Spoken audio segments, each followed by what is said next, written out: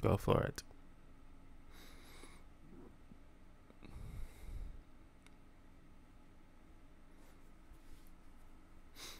Hello, I'm here.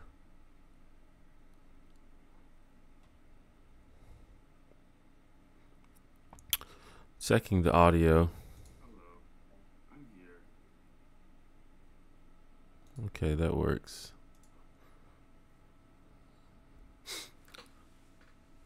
Hello, everyone. Welcome to my weekly live stream. I'm going to send out social media and let people know that I am indeed live.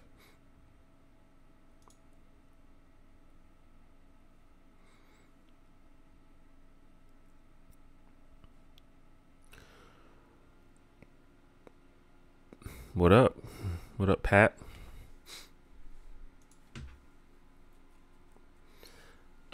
How are you guys doing this fine Sunday afternoon? I'm doing okay. Got some coffee.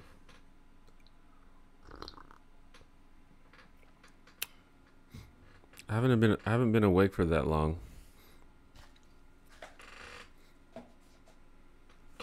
I stayed up pretty late trying to finish editing this video.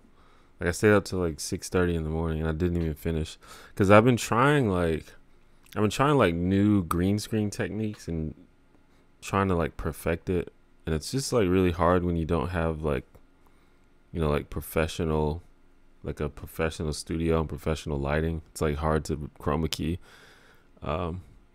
So I kind of was like messing around with that for a long time. It is 2:30 p.m. in Alabama, yes. But yeah, I usually wake up around noon or one-ish.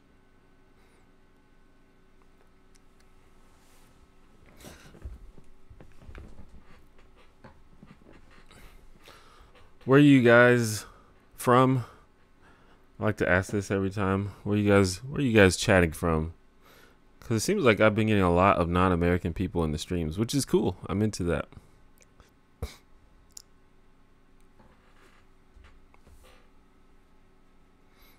Is this live? Yes, it is live. Yeah, see, Canada, Ireland, Scotland.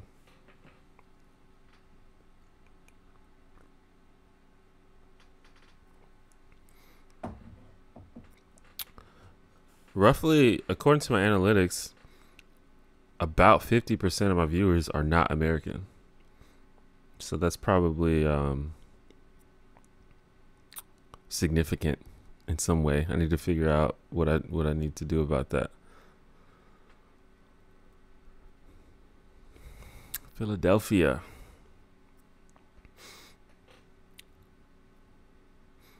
I'm actually going to Connecticut like literally next weekend.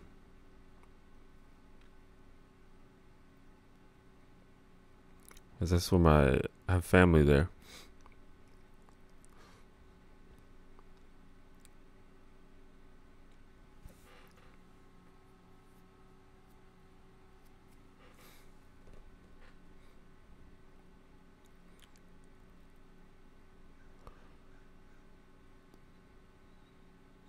Minnesota. Germany. That's good.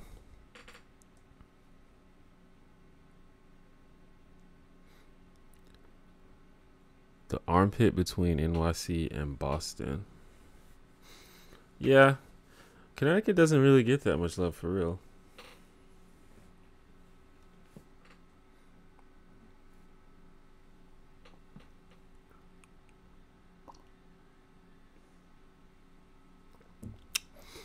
But anyway, I was working on a video like all night last night.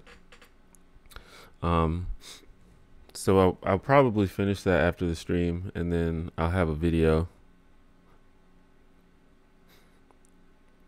I'll have a new video later today. It's usually not ideal to release a video later in the evening, or at least I don't think it is, but I'm gonna do it anyway.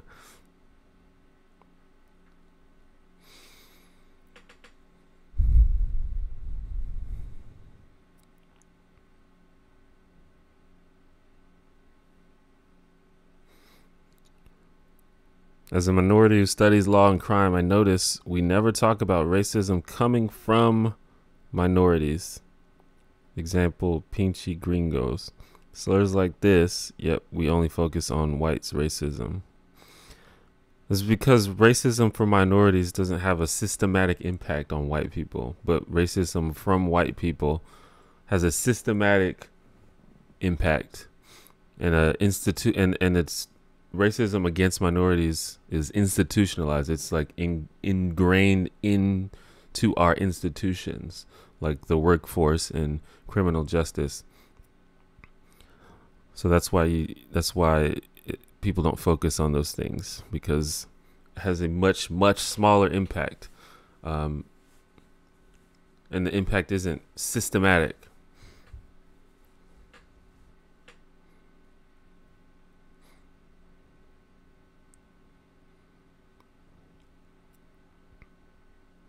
What do I get up to in my spare time? Mostly just watch YouTube videos. Either that or just like go out with friends. Sometimes I play video games, but I don't find myself playing video games as much as I used to. I think part of that is just because I don't really have any video games, or I don't have any of the newer games, so I'm kind of like tired of everything that I have.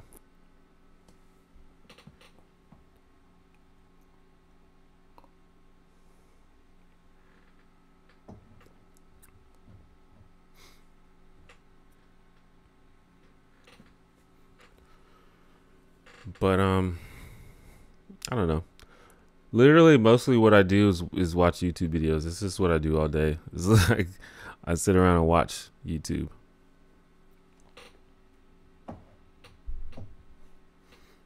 And I guess I work out pretty frequently, but I guess that isn't my spare time. That's kind of like, it's almost like work.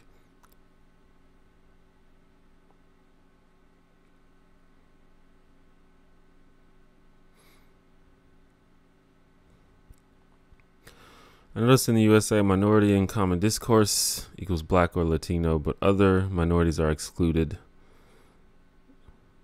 For example, affirmative action discriminates against Asians. I don't think that's true. I mean, I don't think it's true that minority refers to black or Latino only. I think that people use it whatever the context is. And people use the term people of color to describe black, Latino, Asian, and everything in between.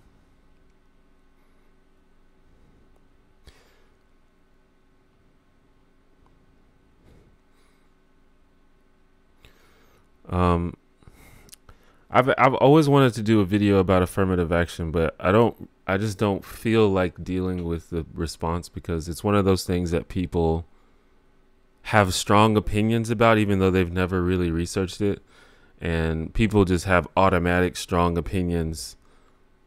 And I know I'm going to get like 8 response videos if I make an affirmative action video, and I just don't feel like dealing with it.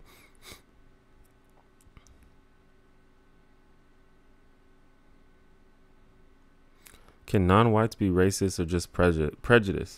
That depends on what your definition of the word racism is, or racist is.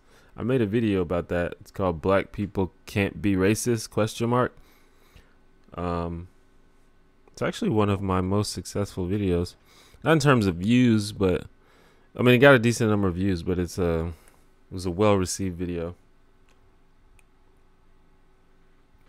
Anyway, racism, the word racism, like many English words, is a robust word with lots of different connotations. So you have to make sure when you get into a conversation with people, you have to make sure that you're both using the same definition and you both understand the context of the conversation.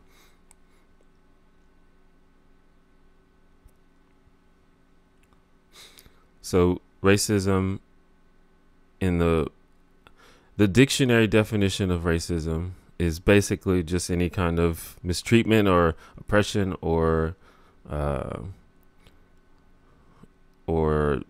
discrimination based on race. And if that's the definition of racism, then of course white people can be racist. or of course, like non-white people can be racist. But if you are looking from a sociological standpoint, racism is usually referred to a systematic marginalization or systematic disadvantaging of a group of people based on their race. And in that situation, white people, I mean, like black people, for example, can't be racist because black people don't have the power to systematically disenfranchise another race. It's like not possible. So you have to define your terms before you have the conversation.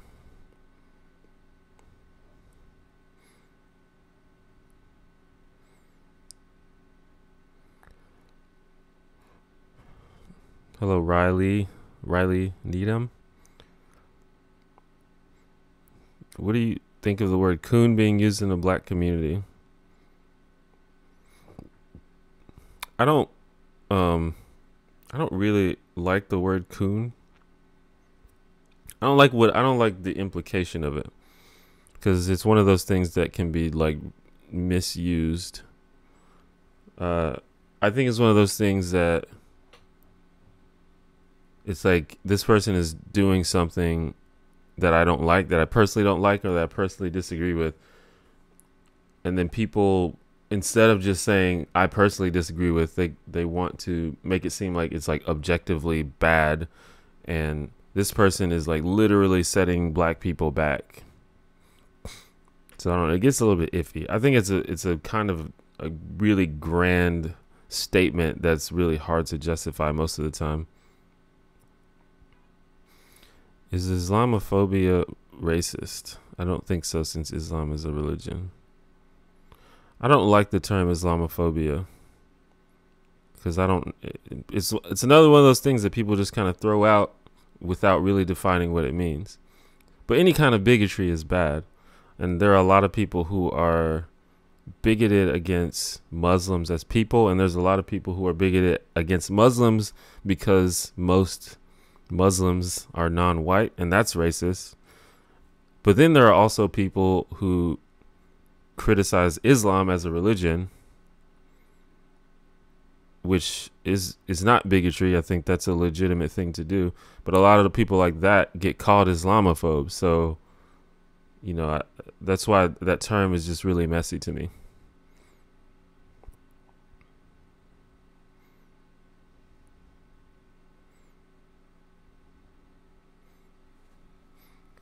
Can black people be racist against other minorities? Of course. These are problems. I think this is another thing too. People say like we never talk about this. It's like just because you aren't in the conversation doesn't mean it's not being had, because we talk about racial problems among minorities as well all the time. That's a big problem, like in certain situations, like for example in prison. Like racism and racial segregation is like really a huge problem in prison, and basically everybody is like just racist against each other. I mean, you know, there's probably situations where that's not the case, but that's just an example.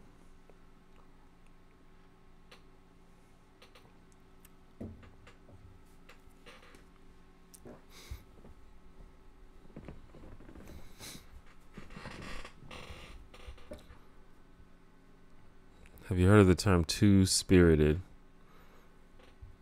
I've heard that before. You should probably explain it so I make sure that I understand. What do you think of white people wearing grills? I don't care what accessories you put in your mouth.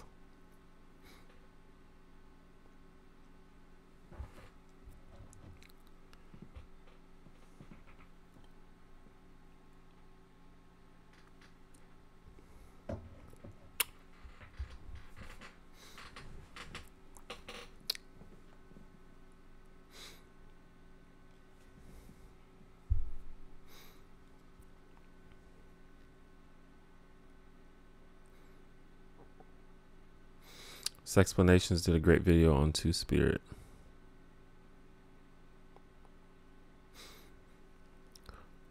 Well, I'm a big fan of Sexplanations.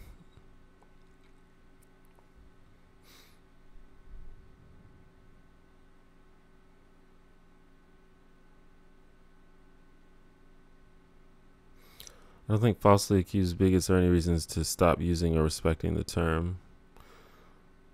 I don't. It's not because people are being falsely accused. It's because the term has never been really properly defined. People literally use it to mean a bunch of different things. I'm not saying people are using it wrong. I think that people have literally made it so that they can use it whenever they want without really defining it. I think that's different from the word racist, which I think has a pretty specific, easy to understand definition. It's like some kind of bigotry based on race, and then you can go deeper to say is that bigotry or discrimination systematic. Islamophobia is messy because it's like, are you talking about Islam, the religion? Are you talking about Muslims as people? Are you talking about the race of people that are Muslims? Are you talking about Islamic traditions? Are you talking about modern Muslim? Are you talking or modern Islam? Are you talking about westernized Islam? It's just the word has no good definition, and people utilize that to just use it broadly against anyone that they don't like, anyone that's saying things that they don't like.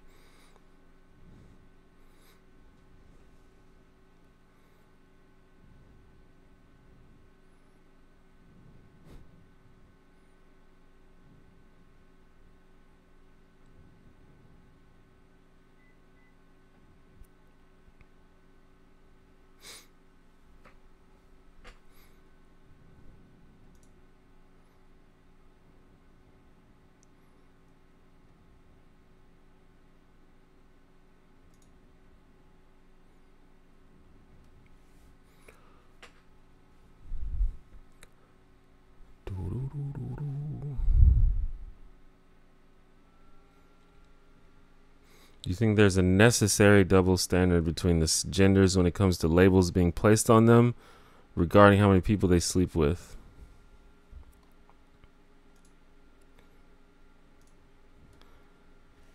I don't think it's necessary, but there's definitely a double standard.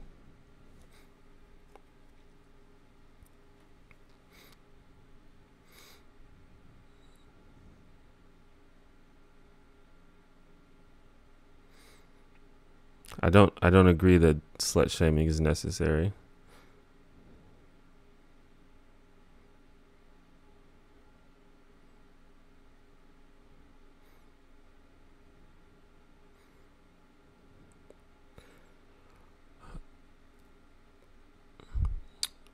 Colorism is a problem among the black community and Latin community. T1J, have you experienced any form of this in your life?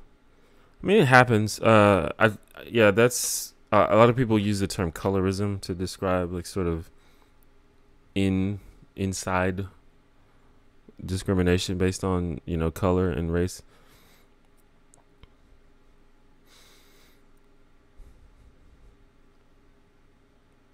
But I mean, like a lot of black people are they believe the same stereotypes about black people that some white people do. A lot of black people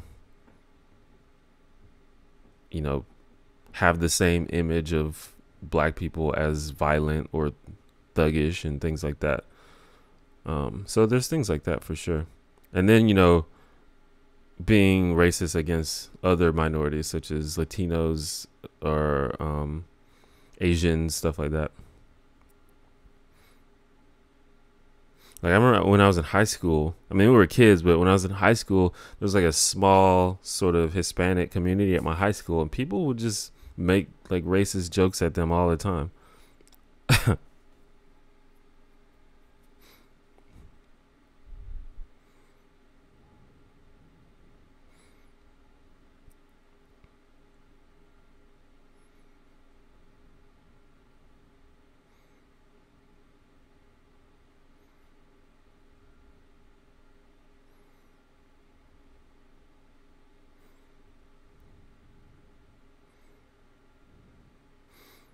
What's up, Magenta?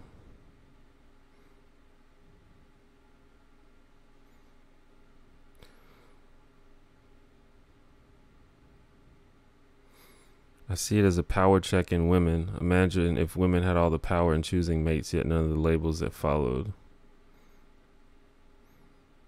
Well, this idea of women having all of the power in choosing mates is absurd to begin with. It's just like a really outdated chauvinistic way. Like, it's like a 80s stand-up comedy idea. Like, it's not reality. It's not how things work in real life.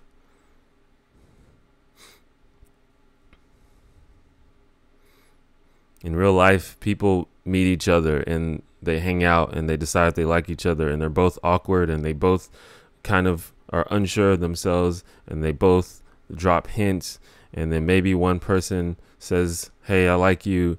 Like, it's not like women are on top of this pedestal, like picking and choosing the winners and losers. That's not how relationships, that's not how real human relationships work.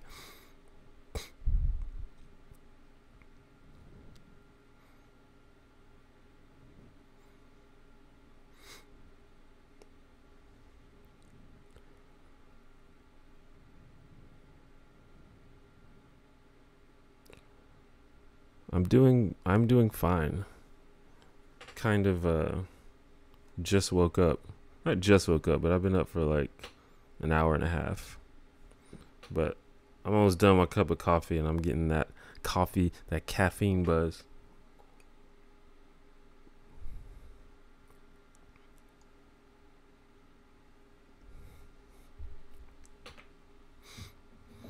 But I mean, I think a lot of us get our ideas of relationships from like TV and movies and stuff like that. Just media in general.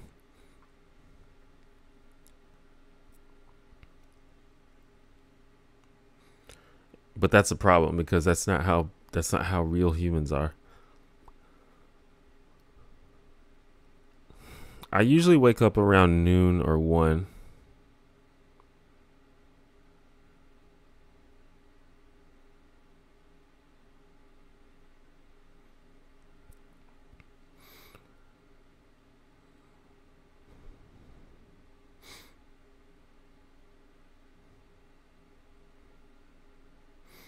It's biology. I hate when people invoke biology when it's like literally not relevant.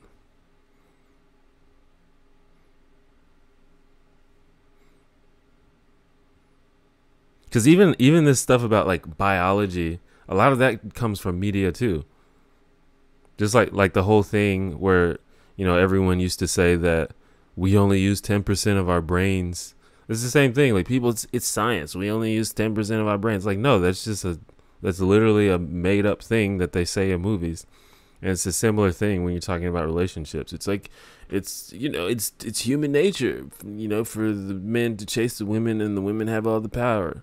It's like, no, it's just a made up idea from our society and media.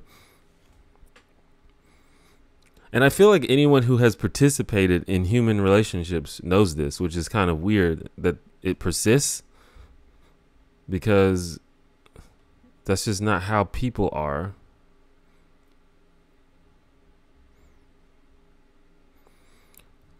What's up, Sam? Sam. I moved to a new apartment about 2 months ago, and I'm here now.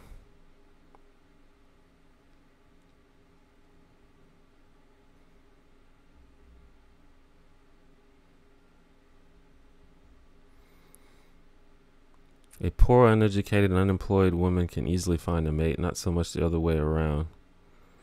Are you sure about that? They can probably easily find someone to have sex with them, which is different.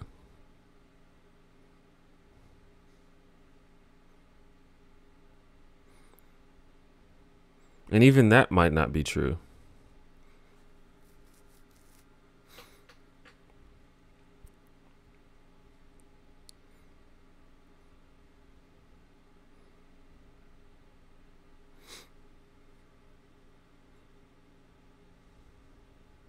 Are we like? I feel like we should be past this conversation. This is kind of stuff that I was thinking about a long time ago, where it's like, because next we're gonna talk about how nice guys finish last, and I do not want to go back into that. I feel like I covered that like 4 years ago.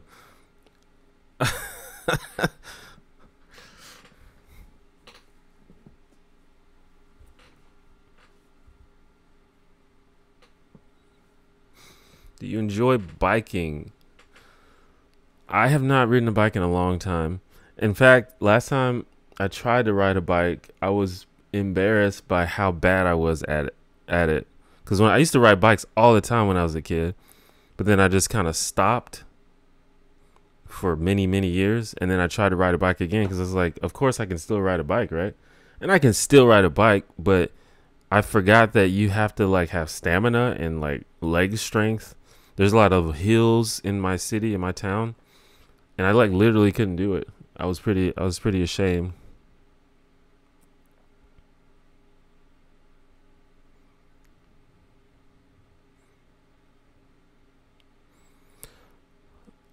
Mad Scientist Assistant, I made you a mod of the chat. That's why you have the thing.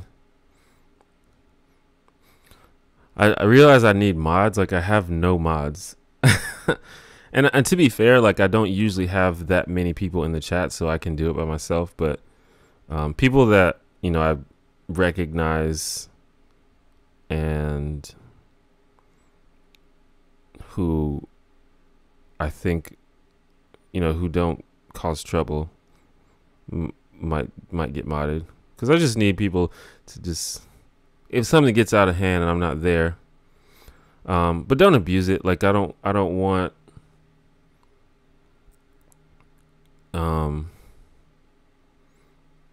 I don't want people to just start deleting people's comments just because they're, you know, slightly disagreeable.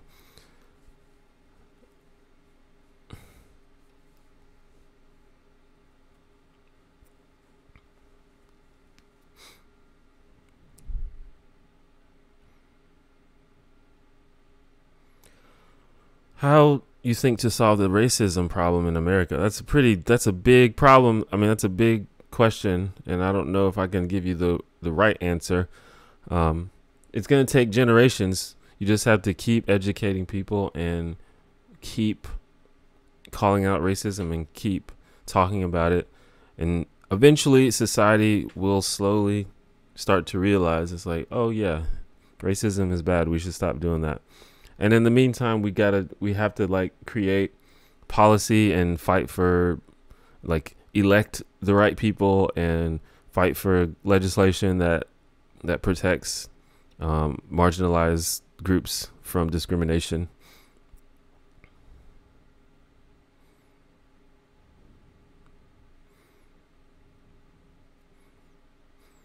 Ancestry.com is a huge scam, is it? I don't know anything about that. I was thinking about doing what's that shit called? 23andMe. You like give them $100 and then you like spit in a thing, and then they like give you a DNA results.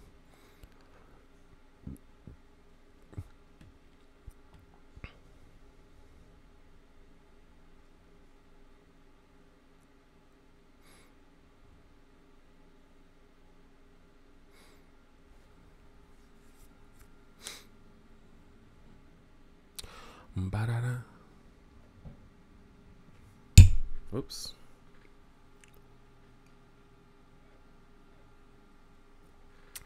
I need like to get one of those, like, maybe I should raise this up, because I keep hitting the mic. That's a problem.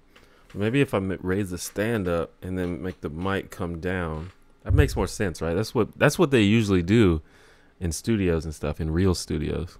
I don't know. I'll figure it out. Racism was invented by Walmart to sell gift cards. Cool.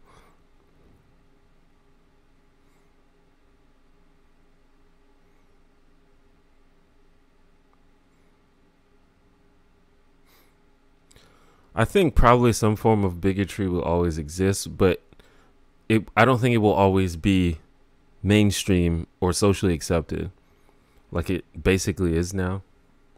Like, for example, certain forms of racism are just not socially acceptable. You can't go around calling black people the N-word, for example. It's just not socially acceptable. It used to be, though. So, we've made progress, at least on that front,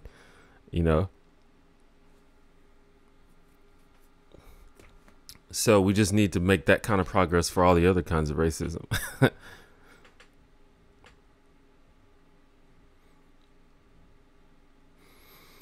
Should unlearning racism be only focused on white people? Or should it be something every race, ethnicity to unlearn? Living in a poor neighborhood saw racism of minorities. Well, yeah, everyone should stop being an asshole to each other. I fully support everyone stopping. I fully support everyone not being an asshole. But at the same time, you have to acknowledge that racism against white people is not a systematic problem like it is the other way around. Do you think racism runs deeper than sexism?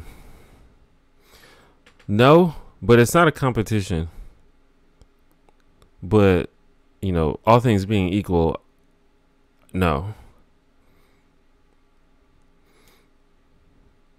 But they intersect because, for example, the struggle that black women face is different than the struggle that white women face.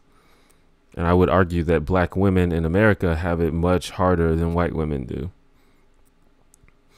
But for example, if you compare black men to white women, that just depends on the context. There are many ways in which white women have an advantage, and then there are many ways in which black men have an advantage.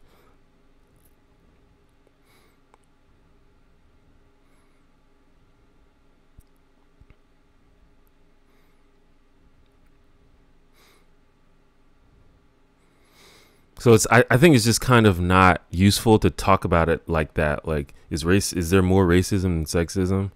It's like, it's just not really practical to talk about it in those terms because it all intersects in different ways. But if just for the sake of conversation and for the sake of thinking about it, you're asking which one I think there's more of, I would probably say sexism.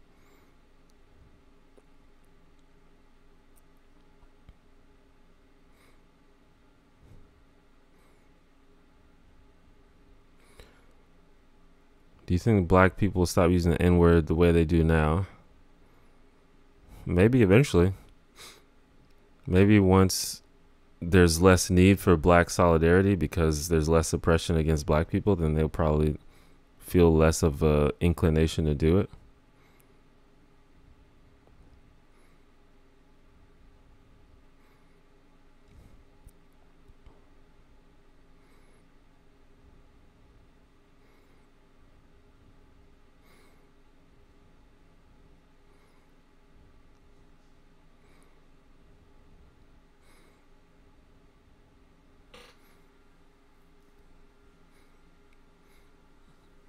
Racism and sexism are often intertwined, but not 100% of the time, but much of the time, maybe most of the time. Constant throwing. If you give me a super chat, then I'll say it.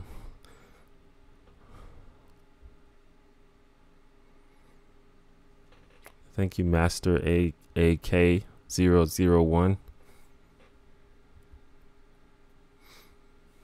I like that the title of the stream kind of always leads to a conversation, because like, I don't know if you guys know this, but the title of the stream is literally random. It's just literally whatever my patrons decide, but it's cool that it inspires people to start conversation, which makes sense. It's the title, but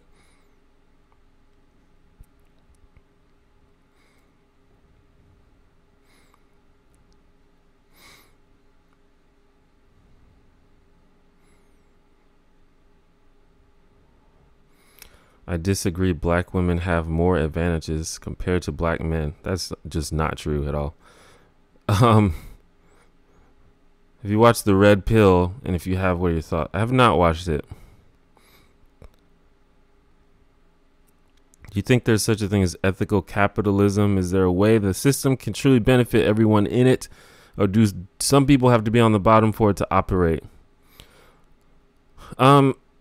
So I advocate for a like heavily regulated form of capitalism. Maybe to the point where it could like barely be called capitalism anymore. But in order for there to be capitalism and profit-based markets, there's gonna be people that have more wealth and more money than other people. But the thing about it is, I don't think that necessitates the existence of poverty. And that's the part that I have a problem with, is the poverty part, especially the extreme poverty part. So if we have systems in place that protect the people who have less and set a baseline livable standard for everybody, then beyond that, I'm happy to let people create and build wealth.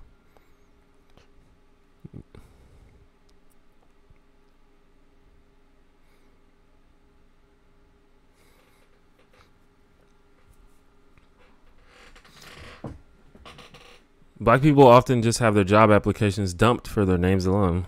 Yep, they've done studies. They've done multiple studies that show that is the case.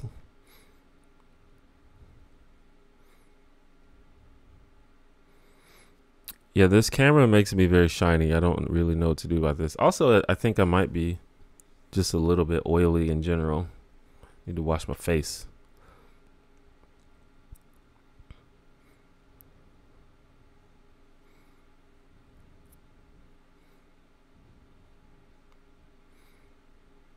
I'm okay with people having wealth, even in extreme amounts, as long as everyone's basic needs are taken care of.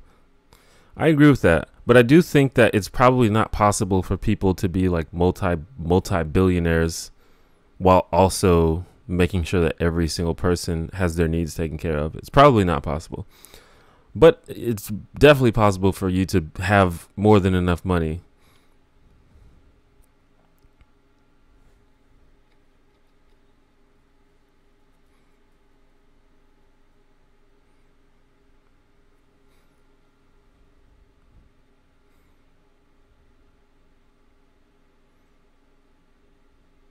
It's not necessarily the lighting. It's the settings on this webcam, and probably if I like just kind of messed around with the settings, I can make it look good. But I mean, because I have like I can make I'm sitting in front of a window, and I can vastly improve the light situation if I want to. I don't necessarily want this window to be open though.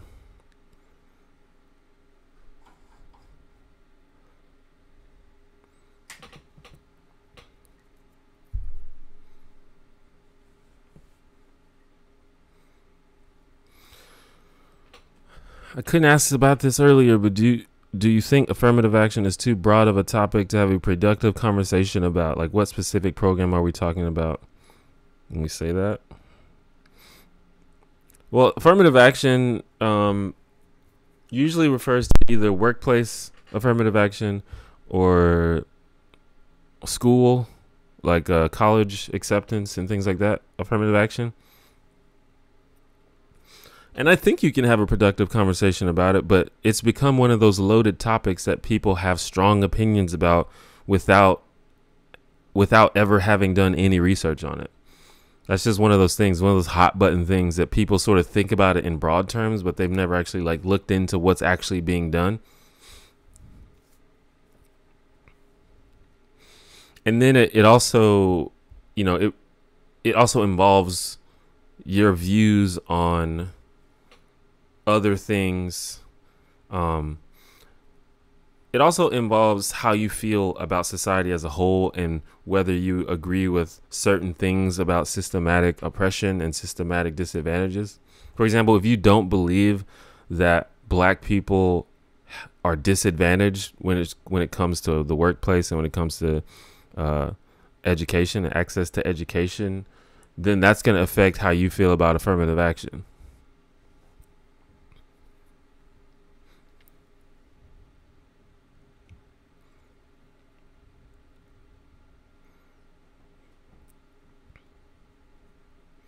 Well, no, right now for the live streams, I'm just using a webcam. I'm using a Logitech C910, but that's actually my next goal, is to get a better camera for the live streams.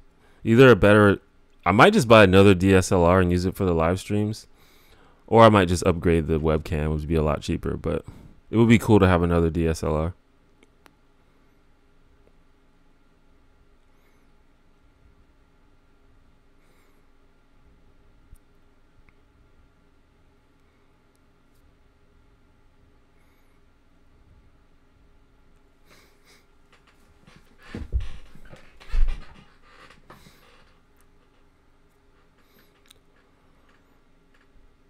Do you think affirmative action for gender might not be best in all circumstances, like the military, for instance? I don't know. Elaborate on that. What do you mean?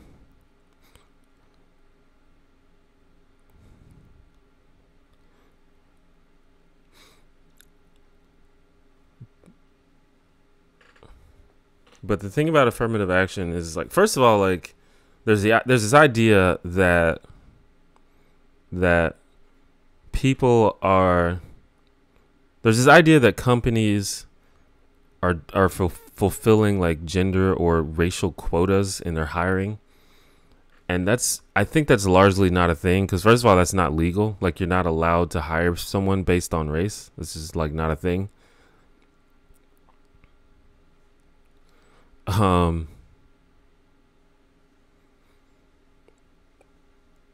I think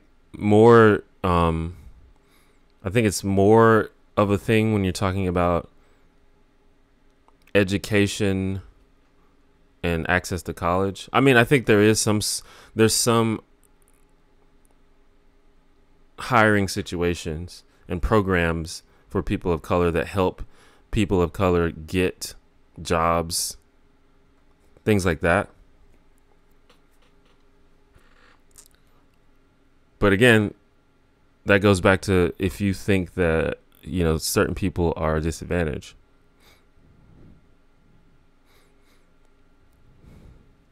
I don't know. It's a conversation we can have. I've thought about this. I've wrote about this like on my Tumblr before, and it gets complicated and it gets controversial. But the point of affirmative action is, the point of it is to counteract, you know, discrimination. The point of affirmative action is not to give certain people a boost. That's not the point, and that's not what it does in practice. It's, people think of affirmative action as like, you know, if you imagine a race and everyone's at the starting line, people think of affirmative action as give the black person a head start. But what's actually happening is the black person is already behind, and affirmative action aims to bring that person to the starting line.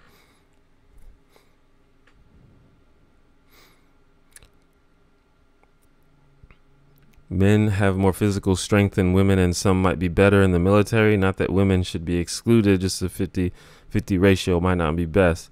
Well, you're going to have to be more specific, because not every aspect of the military requires you to have a bunch of physical strength. And generally you have to, you know, you have to train and you have to like prove that you can do what's necessary.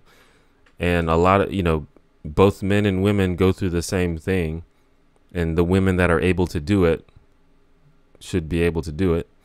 And a lot of men can't do it. I probably couldn't do it.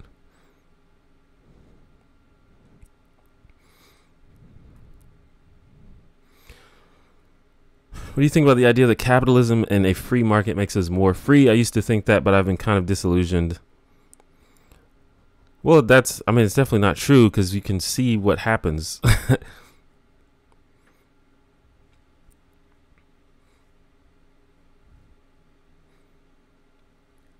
We've seen it in practice how the more free that the market is, the worse it is for most people.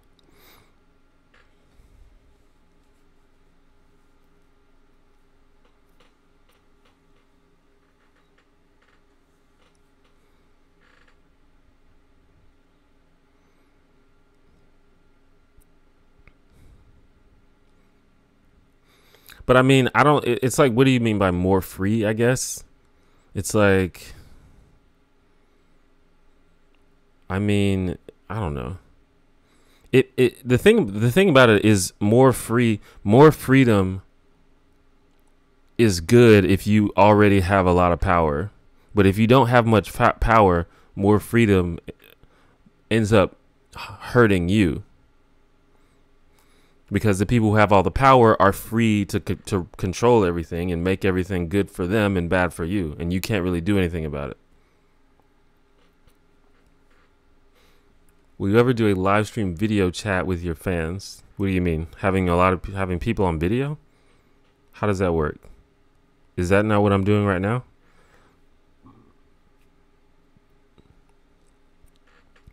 How do you like to work out? I do strength training. I just do the big compound exercises mostly. Squats, bench press, overhead press, deadlift, and I'll do a bunch of curls.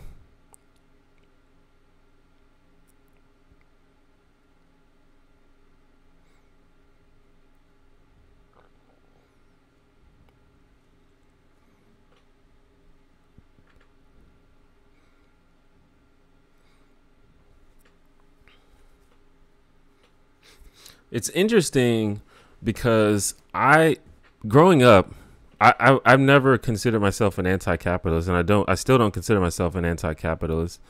But I've described myself as a welfare state capitalist. But like growing up among my friends, this has always seemed to be like a really radical position. Because, most people that I know don't really think about, capitalism or like whether capitalism is bad. They just sort of accept that that's they talk about the problems with it and what we need to do. But, I'm always the person like, we need like a, basic income, or we need the minimum wage should be like $25 an hour, just stuff like that, that most of my friends, completely think is crazy. But then, as I've started meeting more people on the internet, most of the people I talk to on the internet now are just straight up socialists or some form of anti-capitalist. So it's funny that I thought I was being radical when right now I have like basically a moderate position on that compared to most of the people I'm interacting with now. Yeah, a lot of people have said that social democrat is applicable.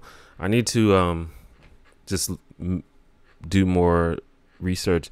This is the thing, like, I don't know a lot about the actual terms and shit. I just kind of know what I think about stuff. I need to do more research about that kind of thing.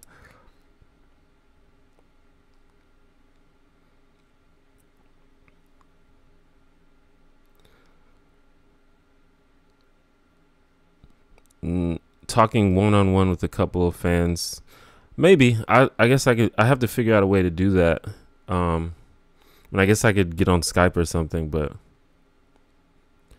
it would be cool if I could find a way to do it with a lot of people. And it would just kind of be like, if it was only like 4 or 5 people, I just feel like that would be unfair to everyone else. So maybe I could do it as a perk or a reward or a special thing or something. Your chats always seem to be really nice. Very few assholes and stuff. Yeah, I that's true. I'm happy that that's the case. And I would say that's because I think that I've cultivated a decent audience. And I think most of the people who make who don't spend all their time making mean-spirited, cynical videos could say the same thing about their own audiences. And if you go to somebody's chat and you just see a bunch of assholes and a bunch of Nazis and shit, it's probably because that's what they've cultivated in the types of videos that they make. So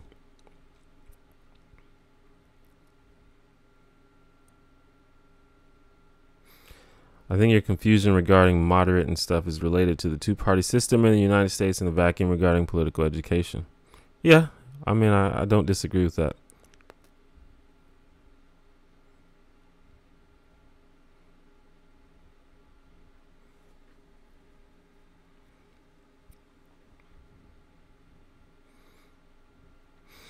Well, what a lot of people, or not a lot of people, what some other YouTubers do is they do a Google Hangout and they just kind of let people join. But I think there's too many people for me to do that.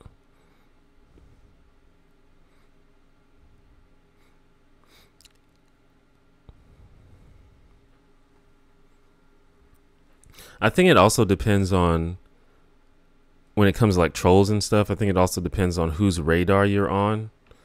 Because, you know, for example, someone like, I don't know, like Riley Dennis, for example. That's kind of an extreme example. But Riley Dennis makes really civil videos, I would say. But she just happens to be on the radar of a lot of fucking trolls. So her comments are always full of assholes. That sort of thing. And, you know, that can happen to other people to a smaller extent. And I think that I have done a fairly decent job of staying off of people's radar. Every now and then I'll get on people's radar for whatever reason. But I pretty much intentionally try not to do that.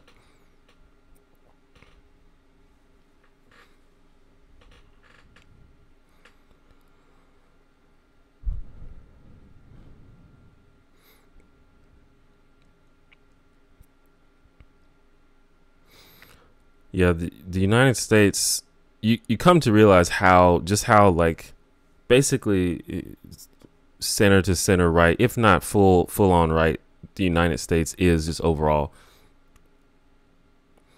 What do you think about Twitter going up to 280 characters? I like it, but that's just for me because I fucking go on tweet storms all the time.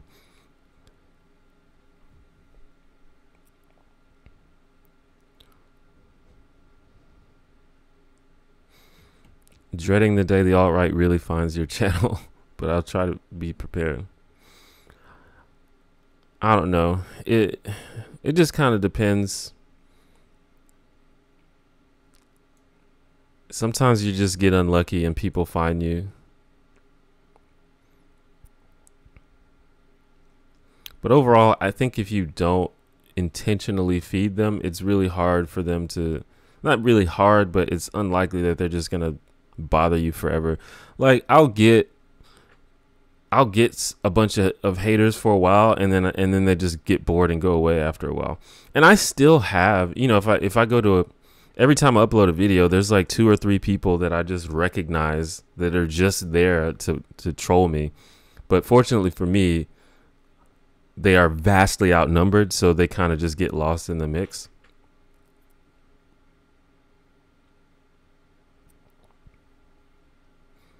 What news sources do you get to try to get the least biased news? See, I'm of the opinion, there's this idea that's like, you can't trust the news anymore. You can't trust media. And I'm just not on that. Like, I don't really agree with that. Like, I think news has bias. Of course, it's almost impossible to find a news source that's not biased to something. But bias in and of itself isn't the problem. The problem is if they're spreading false information, or if they're spreading like there's like an obvious omission of information to favor a certain perspective or a certain person or something like that. And I don't think that pretty much any of the major well-established news outlets do that. I think that most of them actually care about getting stuff right. So I think it's not what you need to do is not look for a specific source that's just always unbiased. You need to read a lot of different sources, read a lot. What I find interesting, or what I like to do, is read many articles on the same subject from a lot of different sources, because a lot of times you'll get like different tidbits and different parts of it that sort of come together to give you the biggest picture. But I think overall, and when I say news, I mean like legit news, like, you know, New York Times, Guardian, you know, Washington Post, stuff like that. These are outlets that they have an interest in promoting their reputation as being good sources of news. I'm not talking about stuff like fucking Slate or Jezebel or Salon, where it's just like just random bloggers giving you their opinion on stuff. I'm talking about like actual like established news. And what I think what's important is just reading a lot of it and making sure you have like the full big picture, and making sure that you check the facts and make sure, like, most of them will cite their sources, but if they don't, just look it up. Like if someone like says something as if it's a fact, like, you know, the new study shows that 90% of people hate oranges. Like usually they'll literally link to the study or link to an article about the study and you can follow it. But if not, just Google it. Just Google 90% of people hate oranges, and then you can find it yourself. So I don't think it's about finding the perfect source. It's just about being diligent about doing your own research and comparing notes from different sources.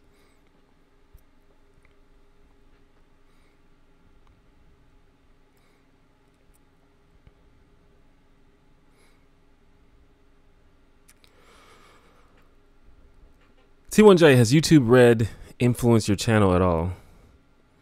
I don't know. I get a little bit of money from YouTube Red. I think YouTube Red is good. I think getting YouTube Red, if you have a lot of channels that you want to support and you can't really afford to donate to everybody's Patreon, YouTube Red is a good way to support people in this era of uncertainty about ads, because everyone benefits from YouTube Red.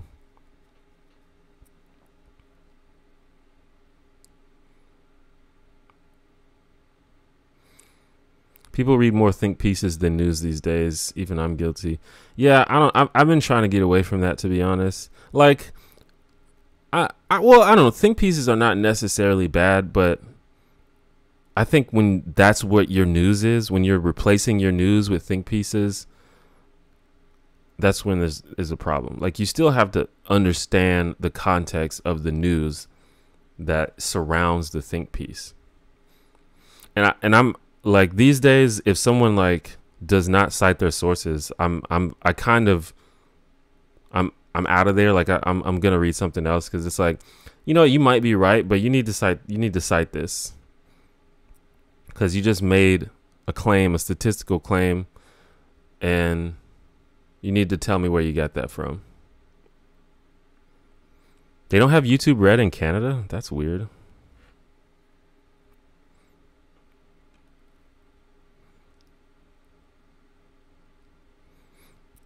Yeah, I'm a fan of like Vox and some other stuff like that, but you have to know, and I think Vox especially has developed a decent reputation for like caring about getting stuff right. But you know, like you said, you have to make sure you know the facts surrounding the story. But I think that the problem with think pieces is it's really easy to get caught up in your echo chamber and you just like only read stuff that confirms your bias. And that just kind of affects your personal belief system like very strongly, and it can be kind of dangerous. It can make you less likely to change your opinion when you're confronted with facts, I think.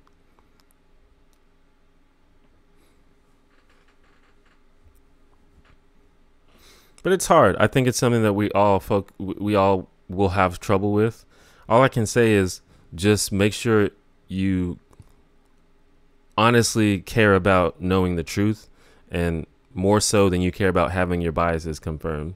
You have to be prepared to change your mind. That's what I'm saying. As long as you try to do that, try to be objective and be prepared to change your mind, then we'll be fine. It's not, you're not going to have 100% success rate, because we're humans. We all have cognitive biases.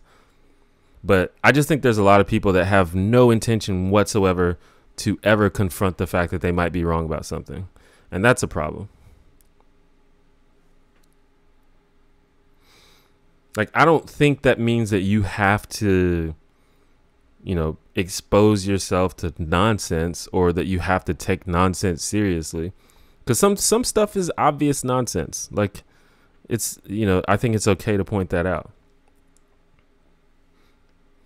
But you should always understand the opposite position. Like, if you have a belief in something, you should be able to respond to the opposite view. You should have a response ready. And if you don't, that means you probably haven't actually analyzed the opposite view.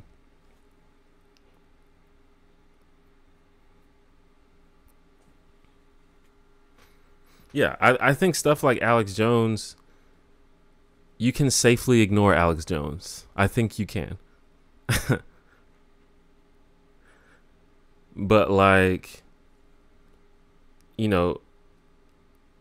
if other conservative, like, I think you can safely ignore Sean Hannity. You can safely ignore Rush Limbaugh. Can you safely ignore Fox News as a whole? I think that's a little bit more iffy, because there may be some conservative viewpoints from some of the less ridiculous people on there that might expand your perspective.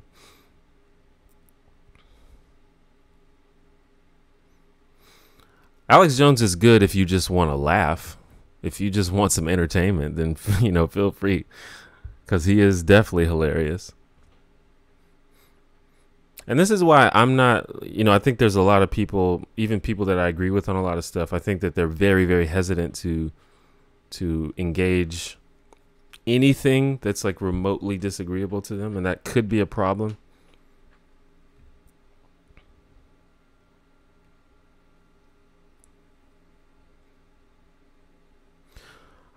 I think there's an issue now, though, where progressives are, I think that, there's, going back to things like Alex Jones, we're kind of being told that we have to consider stuff like Alex Jones, even though it's ridiculous. And I think that's kind of a problem.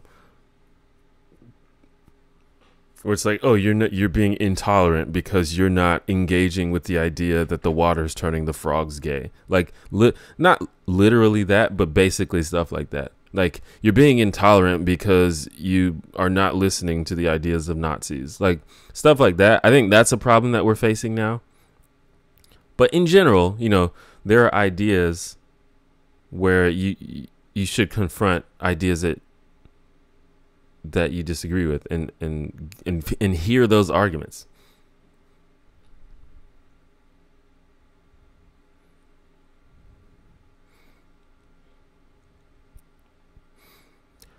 Yeah, Ben Shapiro is iffy with me. I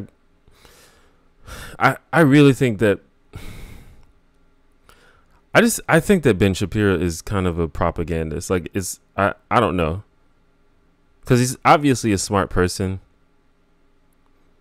but he says a lot of stuff that I think that he knows is wrong, or that he knows is decontextualized. But he just, he talks really fast and he's really smart, so he makes things sound convincing.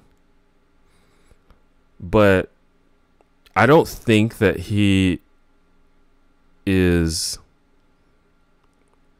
like a bad person. So it might be interesting to hear that point of view.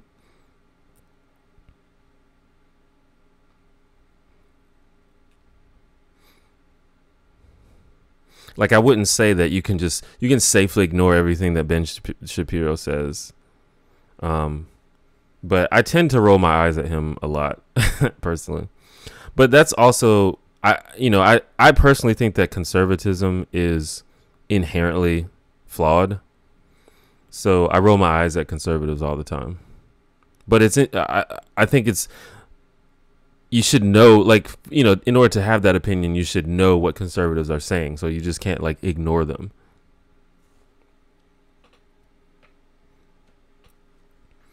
Do you not think what you said about Shapiro is true for most platforms these days on both sides? What? That he says stuff that he knows isn't true? No, I don't think that that's true for most platforms.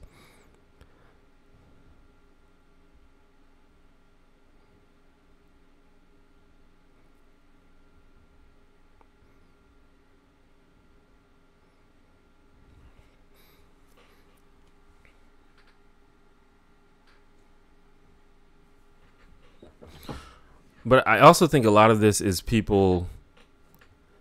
I think, part of what you want to aim to do in conversations is figure out, like, that basic belief and that basic disagreement that you have with people. And a lot of times you can get down to that base emotional bias if you're good at it. And I think that that's one of the biggest differences between, like, the left and the right or whatever. It's just like differences in emotional biases, but we fail to really get down there to that point because we're having surface level arguments. How do you feel about Joe Rogan? I am basically fine with Joe Rogan. I disagree with Joe Rogan on a lot of stuff, but I think that Joe Rogan is honest, and I think Joe Rogan is open to.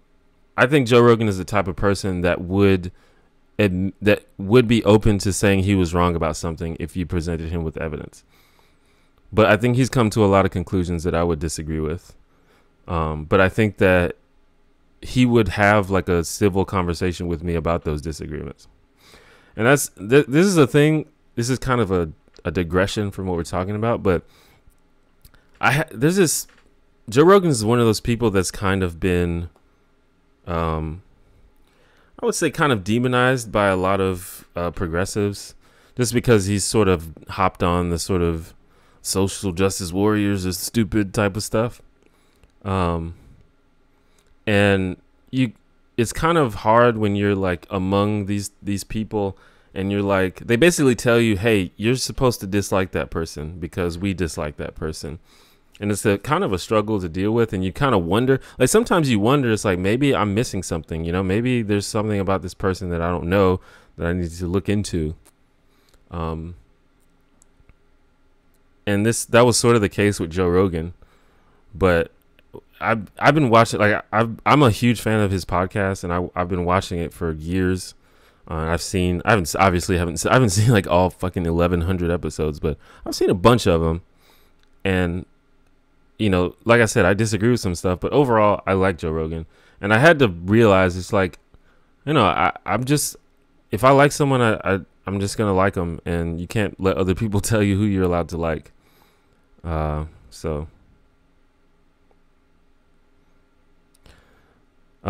Dave Rubin, on the other hand, in my opinion, is a clown.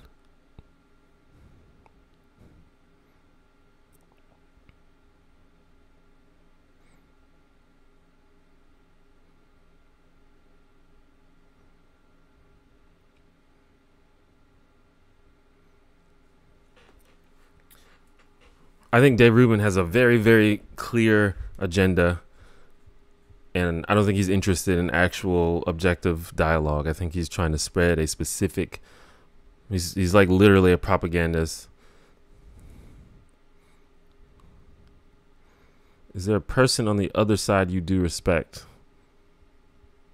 What is the other side? You mean conservatives?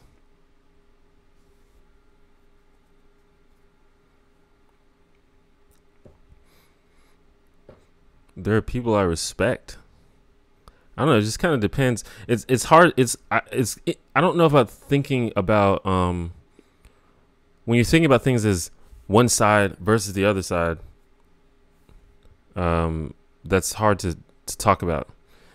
Like people who are anti-progressives. Is that what you're talking about? You're talking about like anti-feminists and anti-SJWs. I think that mentality is inherently problematic, inherently ridiculous. So that idea, I don't really have much respect for. Conservatism in general, there are conservatives that I respect. I respect John McCain. Penn and Teller are libertarians, and I like them a lot, even though I think libertarianism is absurd, or at least conservative libertarianism, which I have learned there are other types of libertarianism. So stuff like that. There are people who are described as anti-feminists who are probably good people that I would probably, be cordial with.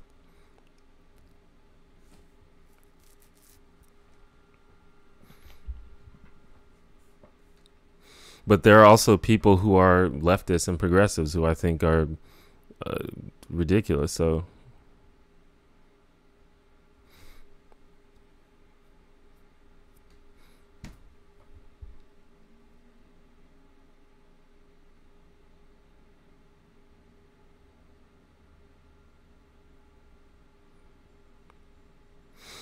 the problem, like, I don't know, and this is why I like these live streams, because I feel like honestly the live streams is the only place where I feel like I can actually explain my views correctly, because we can do a back and forth sort of thing, and it's not like you're trying to defeat me or you're trying to like pwn me. You're just asking questions and I get to respond. It's really hard to do that on social media. And it's even hard to do it in videos because I try to anticipate what people might ask me, but I can't anticipate every single question. But the result of that is people develop all of these preconceived notions about what you think about stuff. And, I deal with that a lot. And I think it doesn't help that, when another person makes like a response video about you and it's like, oh, look at this guy, he's fucking, like sometimes I watch these response videos and it's like, this person literally doesn't know anything about me. I can tell just from watching the way that he characterizes me that he has no idea what my views are or what kind of person I am. But now all of their thousands of viewers think that that's how I am and that's how it goes. But it's hard for me to do anything. It's hard for me to defend myself because, I'm not there, responding. But there's just certain things that I will take a stand on because I think that I'm justified in it because of the facts.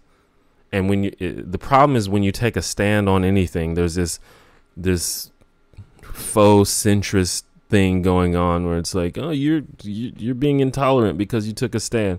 It's like, no, I'm going to take a stand. If we're talking about police brutality against black people, I'm going to take a stand on that because that's a thing that's going on and that's, factually true. And it's not me being intolerant. It's me saying something that's true.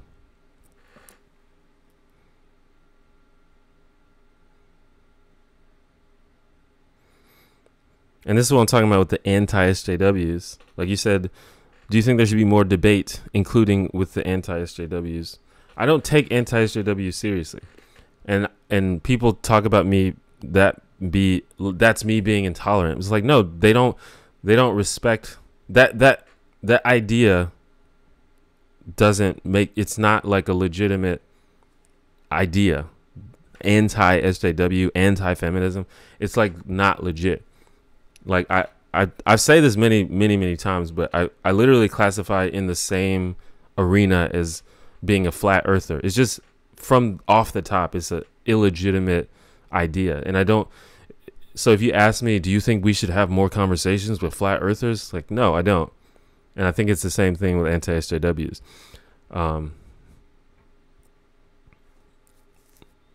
if you want to talk about other stuff, you know, if you want to talk about economics, or if you want to talk about gun control or healthcare, or, you know, stuff like that, we can do that. Let's do that. I think conservatives have some interesting things to say, even if I disagree with a lot of it. Let's talk about that. But I'm not going to have a conversation with you about, you know, whether or not trans people exist, or whether or not systematic racism is real, or whether or not there's a wage gap, because that's settled. I don't think that's a legit, like, I don't think those viewpoints are legitimate.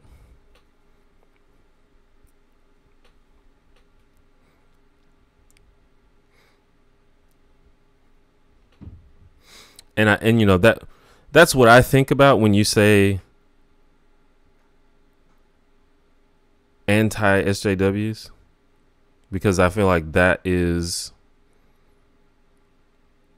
you know, that's the prevalent mindset that they have.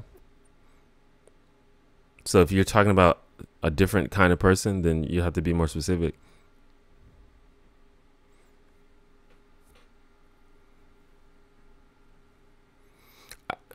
I don't think it's important. I'm not saying listen to everything that everyone says.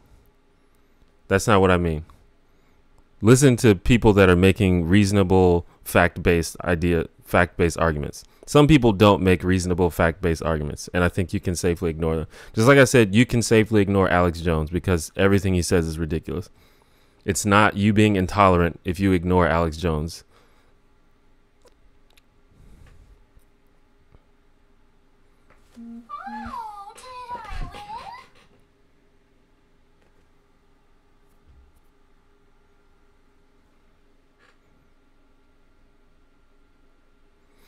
I don't know enough about Noel Plum, to be honest. I'm not really interested in debating people. That's just not my thing. I don't care if someone else wants to do it. But, for example, if Noel Plum is one of those people, like Noel Plum did a video responding to me. I think he was disputing the wage gap, if I'm not mistaken. So if he's the type of person that's gonna deny the literal proven data and statistics on something, then no, I don't think that he's a legitimate person. I don't know that he does that all the time, but that's the idea of anti-SJW, is they have these ideas that just are run contrary to reality.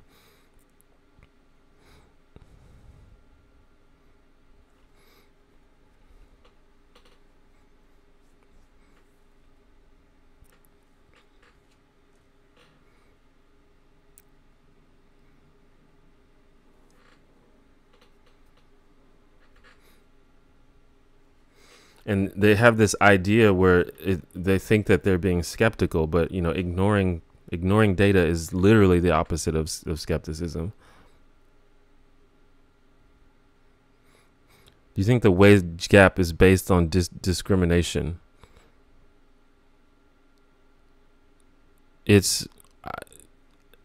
No one knows what accounts for the entirety of the wage gap, but I think it is fair to say that some of it is based on discrimination. I don't know how much of it is, but, you know, that's just one question. Don't the people disputing the wage gap say that it exists, but it isn't due to sexism, but is rather a reflection of differences in jobs and working hours? Kind of. The problem is that isn't true. There's an unexplained wage gap. So if you're claiming that the wage gap is completely explained by choices and differences in jobs and working hours, that's wrong. It isn't. There's a significant unexplained gap in wage, even when you take into account all of those things. And that's the problem, is they're trying to make it seem like we shouldn't even be talking about this because it's completely explained. No one's talking about it, or everyone's talking about it, but it's not a problem. And it is.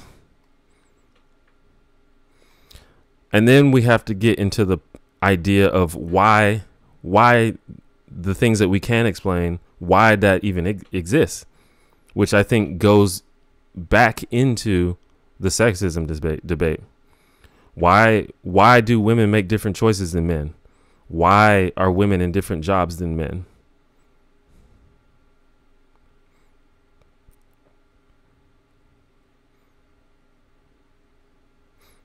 But that, you know, that's an interesting conversation. What's not an interesting conversation is there a wage gap? Because the answer is yes. That's settled. There's tons and tons of data. But people want to get stuck on that first conversation.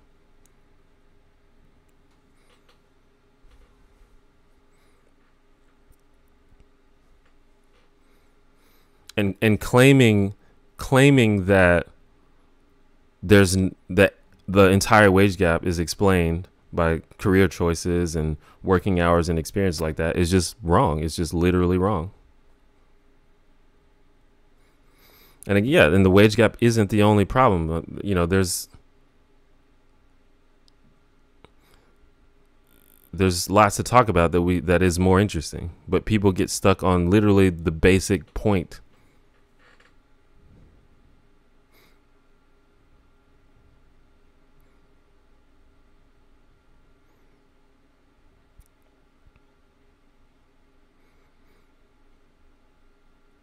Do you think it's okay to tell women their choices are wrong if they choose to study English instead of computer science? I don't know. I mean, no one's choices are wrong.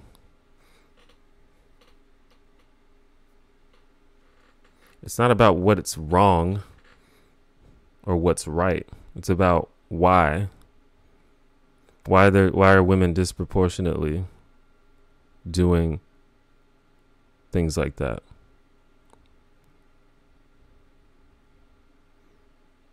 And why is English, you know, why is that paid less? You know, those are interesting conversations. If those were the conversations, I'd be all for it. But we're having conversations about whether or not facts are true, and those aren't interesting conversations.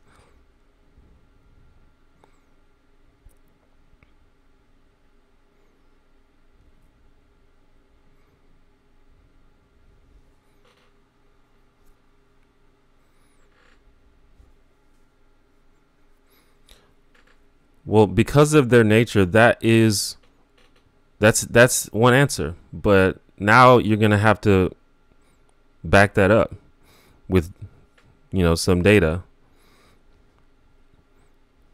Is that true? Is it women's nature? Is it because of women's nature that they're not making money or that they're not doing higher paying jobs? I don't think that's compelling personally if you can't tell. But that's a common example, and I'd be happy to get some data on that.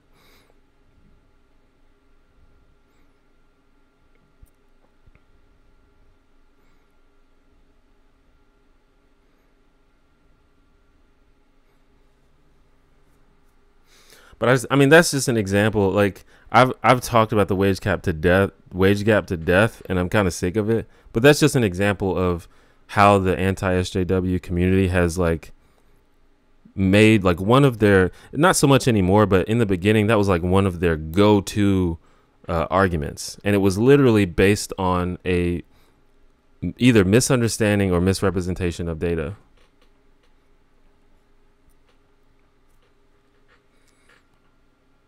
And that's what they do on almost everything. And that's why I don't take them seriously. Do I ever think about having a co-host? I mean, that would be cool.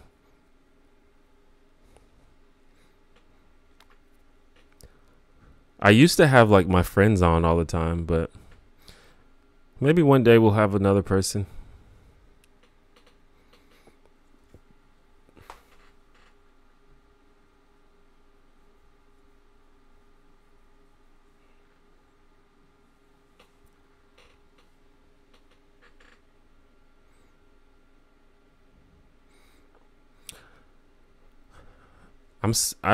Me and ContraPoints have talked about doing a live stream, but I'm just kind of waiting for her to get to me, because she's very busy. Like her videos take like fucking 200 hours to make, so I'm just waiting for ContraPoints to be like, hey, let's do a stream. And I'm like, okay, because I'll immediately say yes. Would you ever run a marathon? Maybe. Not now though. I mean, I'd be happy to have a conversation about the interesting things about the wage gap, but I refuse to have a conversation about whether facts are true or whether things that we can demonstrate are actually in fact true. And that seems to be the main thing that anti-SJWs are stuck on. And it's not just that, it's other thing. It's systematic racism. It's sexual assault statistics. It's biology and gender and things like that. They have no respect for the facts and the data and the research on all of these things.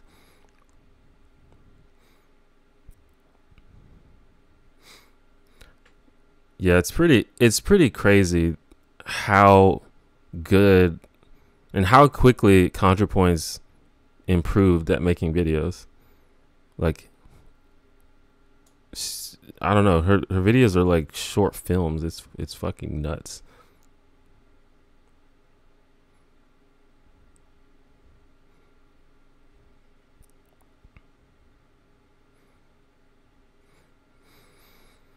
What do you think about all the people victim blaming the women in this Harvey Weinstein situation because they apparently didn't speak up sooner? Are people doing that?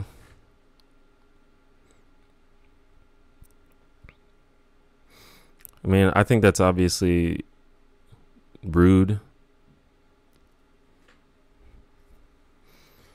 But it just sounds like people just kind of being assholes. This is the thing we have to realize. A lot of times people are just being assholes, and you have to filter out the people that obviously don't have no interest in helping or making things better. Like some people are just mean-spirited and bad faith, and I think we have to learn how to filter those people out.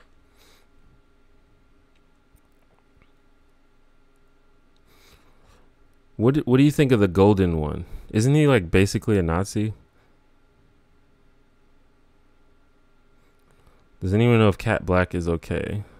I didn't know that there was a problem with Cat Black. What's going on with Cat Black?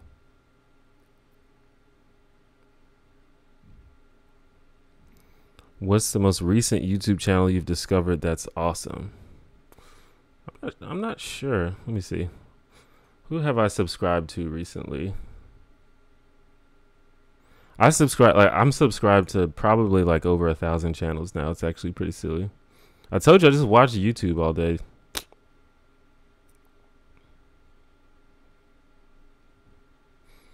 Oh, this isn't in order anymore. It used to be on the homepage. It used to like order your subscriptions by the date that you subscribe to them. But it's not. It doesn't do that anymore. Let me see if I can do that.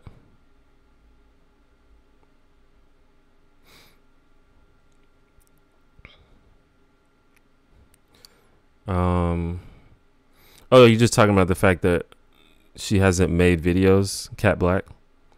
I mean, she's on Twitter all the time. She might be busy. She does stuff like, she does like speaking events and stuff like that.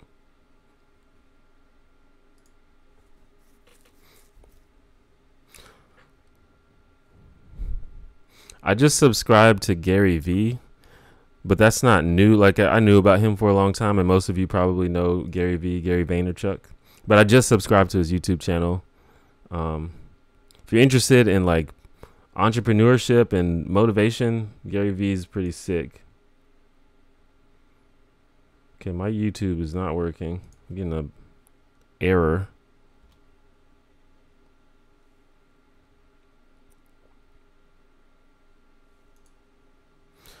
Well, I'm not trying to order the videos by date. I'm trying to order the channels by the date that I subscribe to them. It used to automatically do that on the homepage, like on the little where it has your list of subscriptions, but I guess it doesn't do it anymore.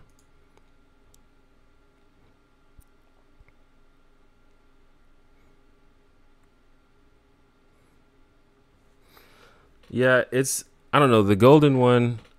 I'm ambivalent about that because basically everyone thinks he's hilarious, which I understand. He's like a human cartoon character, but he's also like, a fucking Nazi, I guess. So it's like, I don't know. Like, I think part of this Nazi strategy is normalizing them in that way. And it's like, we're giving all this guy all this attention because he's funny. But then next thing you know, it's like, it's resulting, it's like helping their recruitment. I don't know though. I could be overthinking it. Some news is really good. I agree.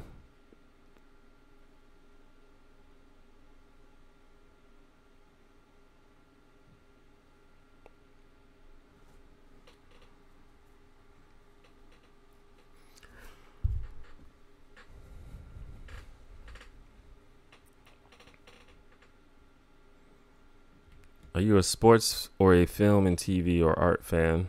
I found that people are normally binary with it. I'm a fan of all of that. Although I don't watch a lot of any of it. I like sports and I like film and TV. I guess I probably like film and TV more, but I like sports a lot actually.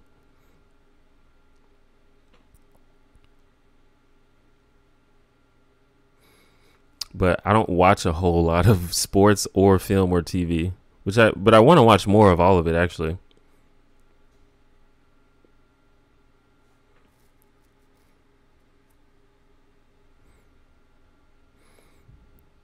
Makes me sad you don't talk about men's issues on this stream, especially since it affects minorities the most. Reason I ask about the red pill and what's wrong with criticizing feminism. I have definitely talked about men's issues on this stream before, but I talk about what people bring up in the chat.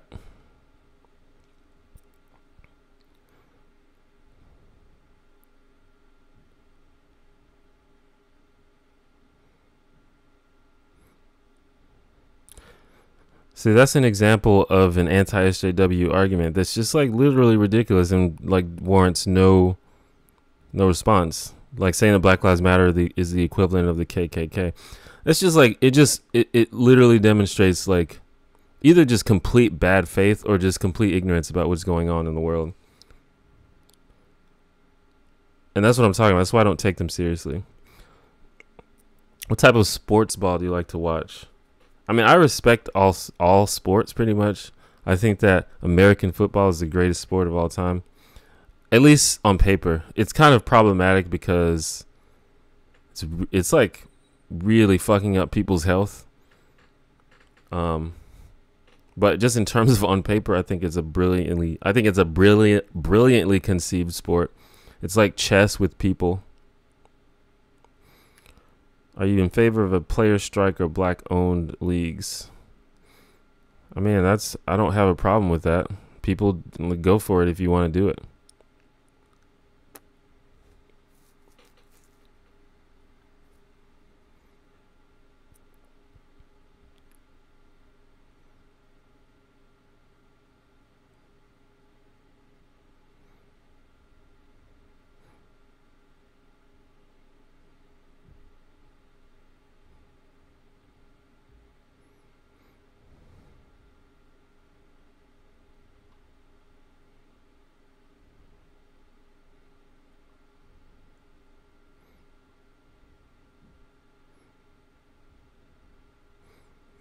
I'm not sure what Adam said about YouTubers or what you're talking about.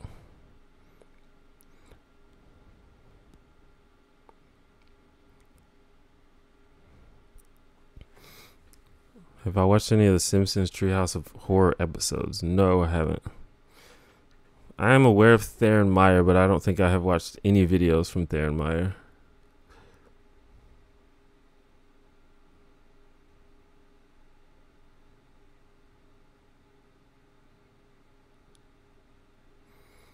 Do you think football's going to be here any longer? I mean, I think they're going to be forced to do something about it, but I don't think football's going to go away or anything. But I think they're going to be forced to do something. Like, they're going to be more strict about protecting health. They might, I don't know, some things I've thought about is just letting maybe shortening the season or spreading out the games, or not letting players play, individual players play as much, like substituting players more, things like that.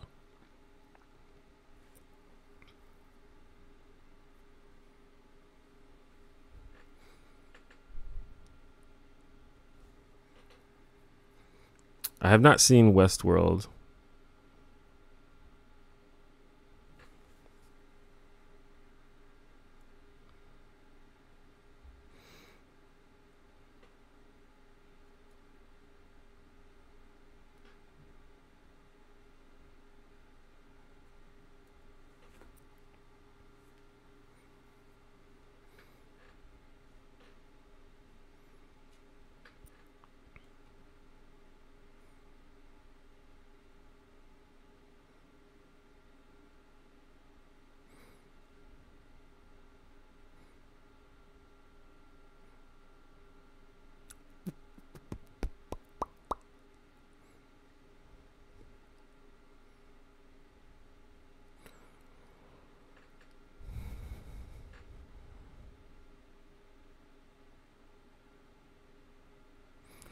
I think I missed some comments. Have I seen the cartoon Inspector Gadget? Is it feminist propaganda? What?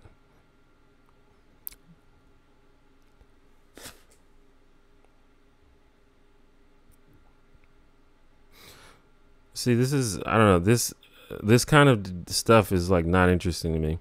I think that there are arguments that are just obviously in bad faith and obviously cynical, and if not outright mean-spirited. And I'm not really interested in that sort of thing.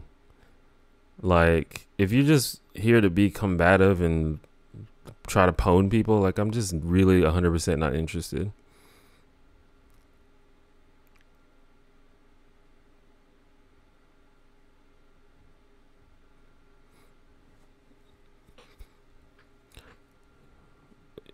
You can work off the same data but come to a different conclusion, but that's not the problem. The problem is people literally ignoring the data and misrepresenting the data and saying that the data doesn't exist when it does.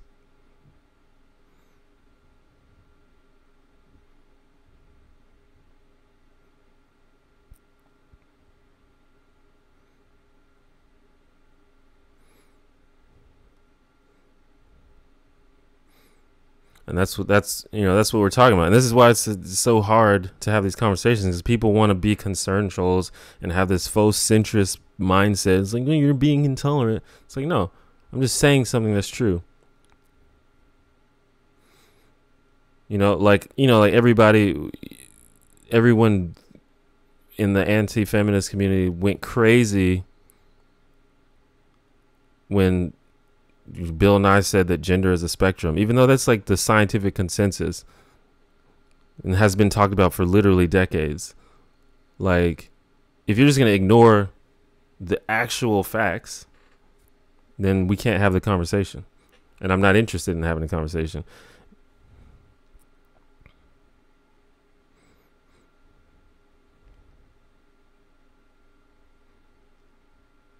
And if you don't know the data, then you shouldn't even be in the conversation to begin with.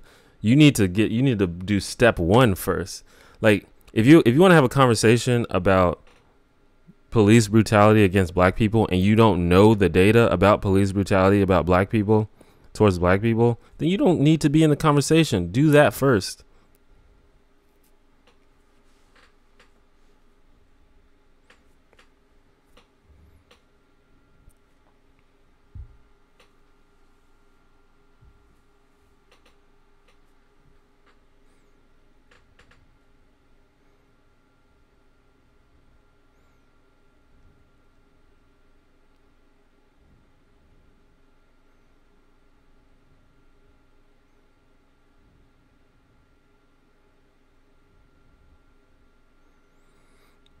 Have you ever tried a VR headset? My brother has a Vive, an HTC Vive. It's pretty dope. It's pretty sick. It's actually awesome. They're really expensive though.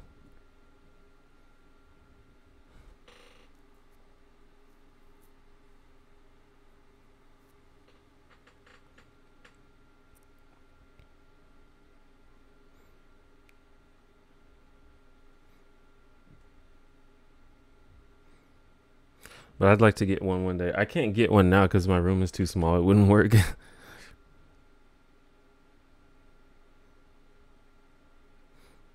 think it's like $700 or something like that.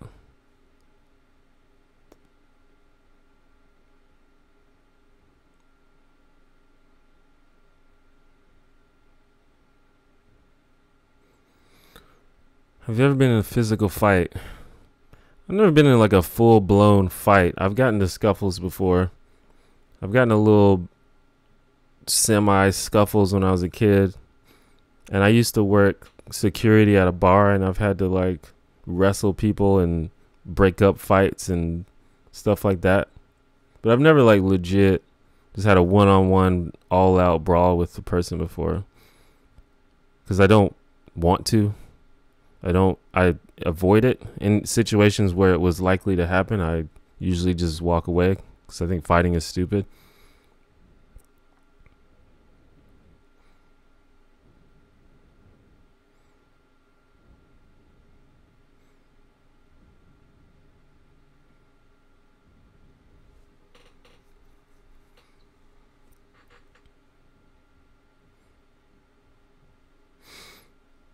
H Bomber Guy's videos on that are really good.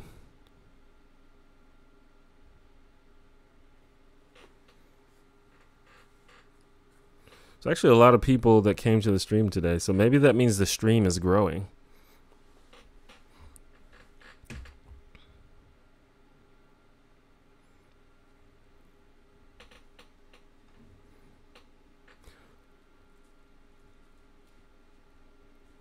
See, this is the time, like, this is the thing about,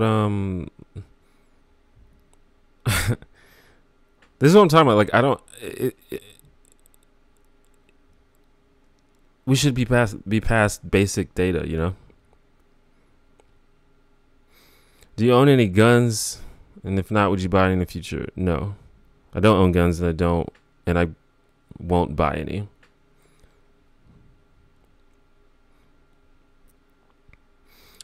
No, the stream has been the same time. It's every Sunday around between 2 and 3 p.m. my time.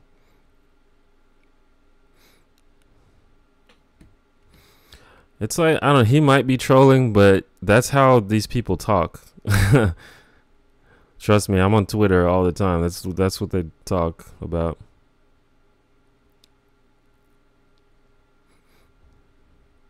That's what happens when you watch too many Sargon videos. You just become a little cretin.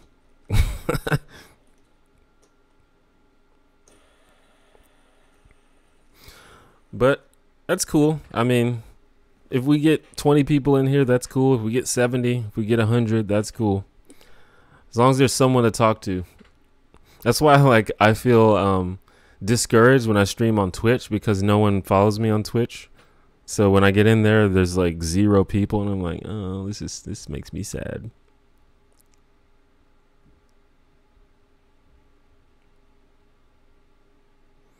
Why do you think we're not past basic data? Do you think debate in the U.S. has always been like this? Yeah, well, I mean, the problem with politics in general, but especially U.S. politics, is propaganda and division. People in power, clever people in power, have figured out that if you can make people, if you can strongly get people to believe a certain thing, and you can get them to sort of be in a sort of us versus them situation, then it doesn't matter what the facts are. You can make them literally believe stuff that's provably not true if you just turn it into a political issue. Bonus points if you can turn it into a religious issue. So if you can say something like gay people result in kids not having proper guidance and not being able to grow up and be successful, even though that's just completely made up and there's no data to support that. But you can make people believe it. You can say stuff like fucking climate change isn't real, it's a hoax, even though it's, you know, it's the consensus of the scientific community. But if you can turn it into a political issue, you can make people believe anything.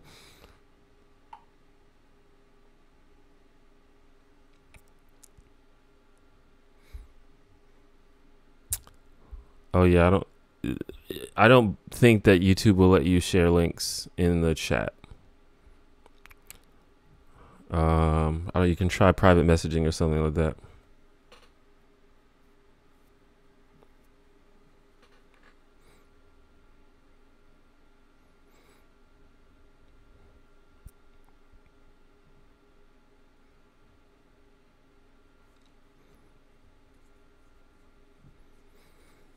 How useful do you think live debate is? More and more I'm thinking that live debate is not very useful. It's pretty much just like it's a minstrel show. It's just a circus. It's for entertainment. Because the thing about live debate is whoever is the most persuasive is going to seem the most right. And that doesn't just because you're better at debating doesn't necessarily mean you're more right. And that's the problem, because whoever is better at debating, this is how Ben Shapiro succeeds. It's because he's really good. He has really good oratory skills. He's very smart, so he can speak very fast and convincingly, even if he's saying stuff that's like completely wrong or completely not true. And that's why I don't do live debates, because I would be really bad at it. Like, I'm not very good at speaking, impromptu and being intelligent, as you can probably tell by these live streams where I fucking say, and I take like 20-second pauses before I say what I want to say. So, I more and more I'm becoming disillusioned with live debates.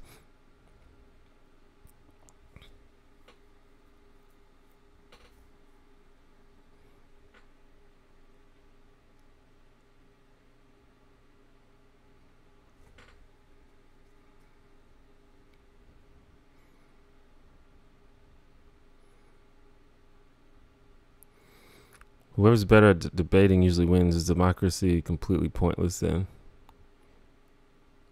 Well, democracy is definitely problematic, but I just don't know what else you're going to do.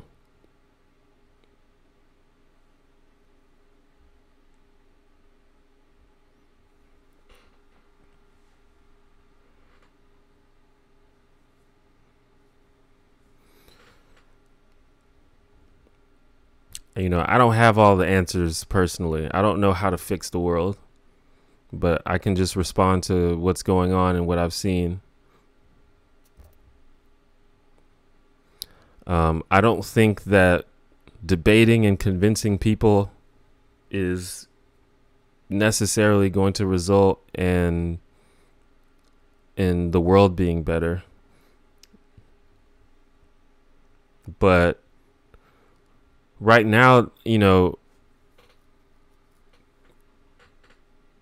basically what is going to happen is everyone's going to spread their ideas the best way they know how.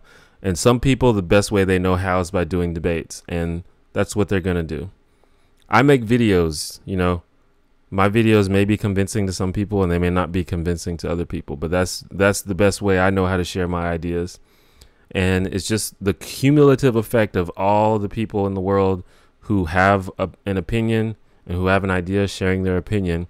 And we're just going to see what plays out and what ideas win out.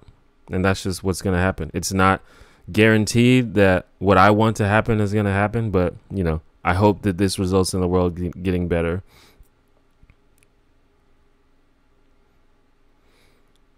If your friends say something problematic, how can you confront them without sounding judgmental? I don't think you can confront them without sounding judgmental, because that's by definition judgmental. So if you're worried about being perceived as judgmental, then you got some problems.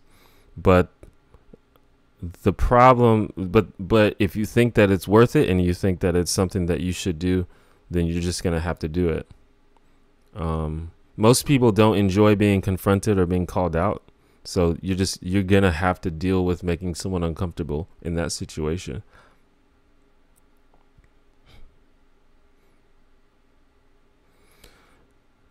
You said that you believe the key to debate arguing is to seek to understand the other person's point of view, not to be right. Yeah, I still agree with that.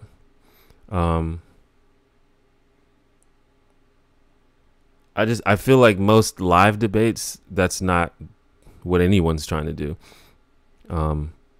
I strongly prefer private discussions to live debates, for one. Live debates just seem to be there for entertainment and to, if not to just try to publicly own someone.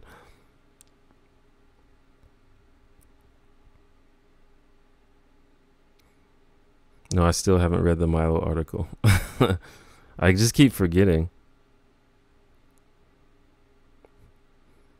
Let me I'm gonna make a note.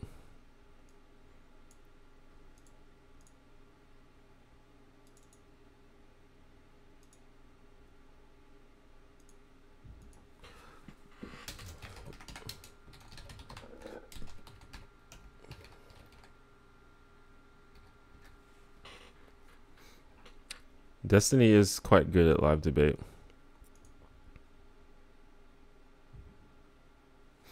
And I think that Destiny does try to see where the people he's talking to are coming from, but I do also think that sometimes he can get into this thing where he's like, I'm just gonna destroy this guy. So, you know, I think it goes back and forth.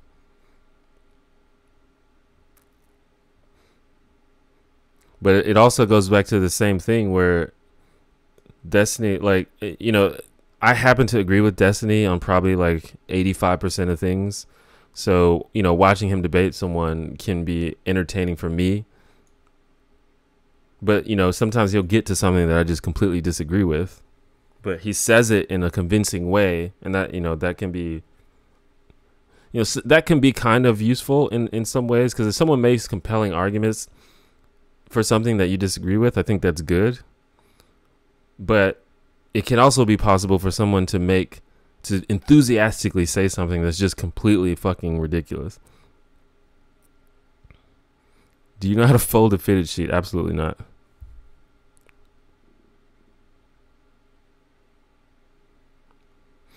Have you met any black people that voted for Trump? I don't think I've personally met any, but I've like heard of them, and I've seen them like on the internet, and I've seen them on TV.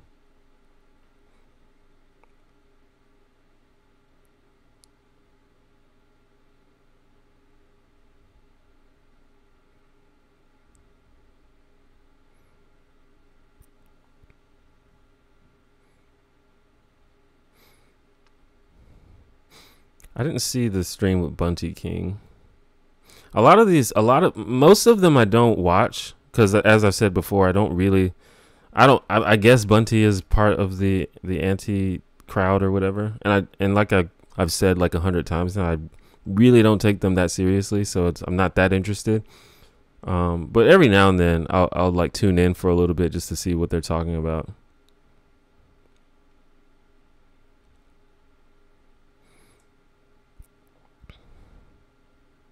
I don't think anyone has argued that we shouldn't be concerned about violence in general against people from the police.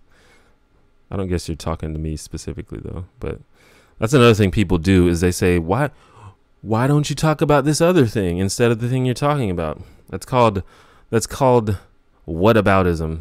What about this other issue? Well, yeah, that's an issue, but I'm not talking about that right now. It's the same thing when people say, well, what about black on black crime? Why are you not talking about that? Well, yeah, that's a problem, but that's not what I'm talking about.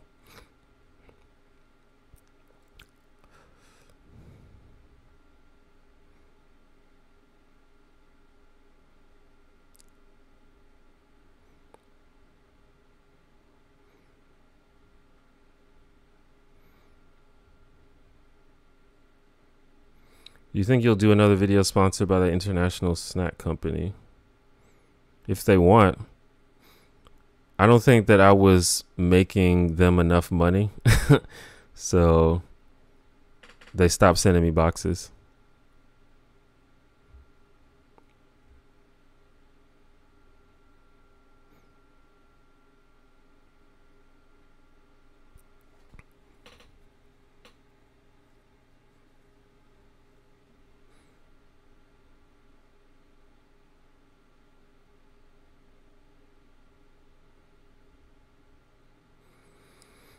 I'm saying that media is very strongly skewed to cases about blacks, mostly being shot by police, ignoring others. Well, I don't think that they're ignoring others, and I think that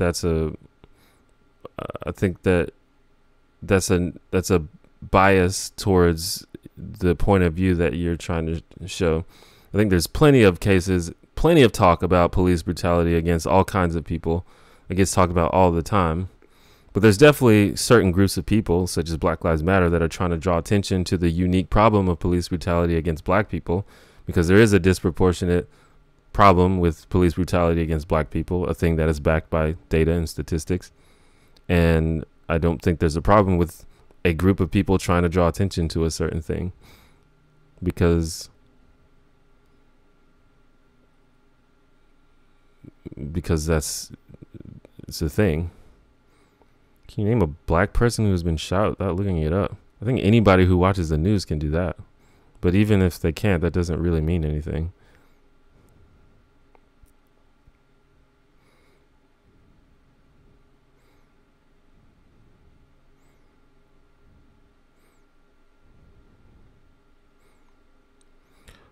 How do you argue against people who endlessly parade black on black crime? Is some argument against why police brutality isn't a problem? I know it's BS, but I'm bad at arguing that position. Well, it's a different problem. It's literally a non sequitur.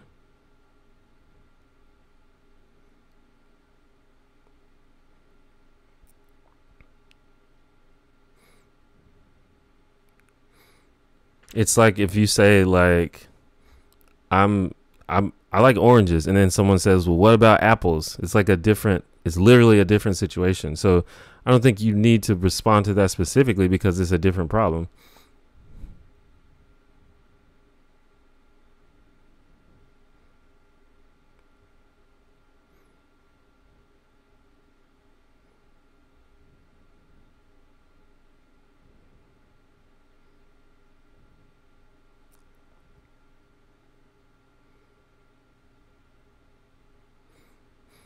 The reason that you can name all of these black people is because of Black Lives Matter, because they have a specific campaign to publicize brutality against black people. Yes.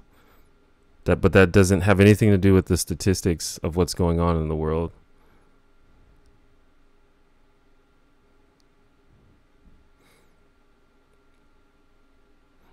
Like I follow there's a Facebook group or a Facebook page called Cop Block, which almost every day they talk about, police brutality and police misconduct. And there's tons of different races of people who are victims of this.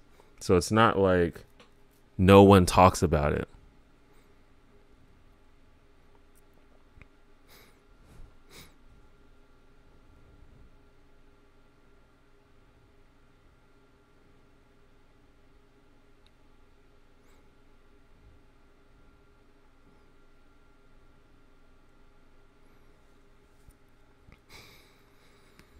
Which data would you point to for convincing people about police brutality having a racial bias? Well, I don't know. There's many, many studies. I don't know if you want to.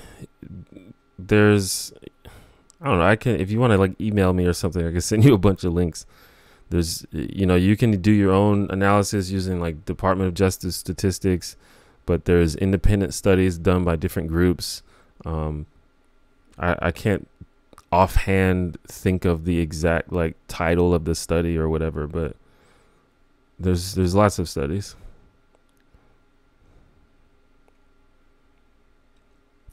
And it's a nuanced thing. There's, depending on the context, there's different things you can say. But there's a lot. The data supports the idea that there is racial bias in police interactions. Like it's just a fact. It's just a provable fact. But that doesn't discount the fact that there's a problem with policing in general, like outside of race. But that's a different issue. That's a different conversation.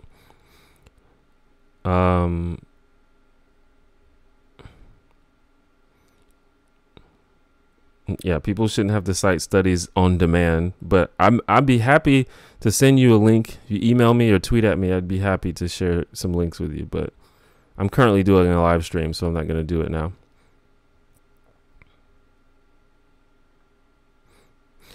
I think like a good indication that someone is not arguing in good faith if they say citations or GTFO exclamation point. I think that's a good argument. That's a good indication that the person is not really interested in having a good faith conversation. And I'm just not really interested in that sort of thing.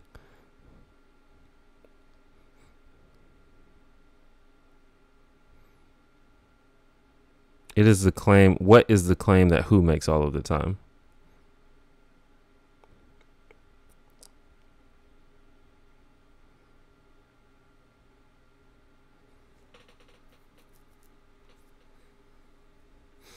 I'm probably gonna stream. It's been 2 hours, and the stream usually lasts 2 hours, but we've had a pretty good conversation, so we've kept going. But I'll probably only stream for about 30 more minutes, guys.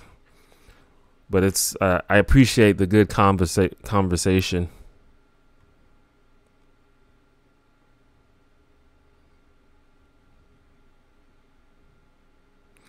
Blacks are disproportionately shot compared to whites.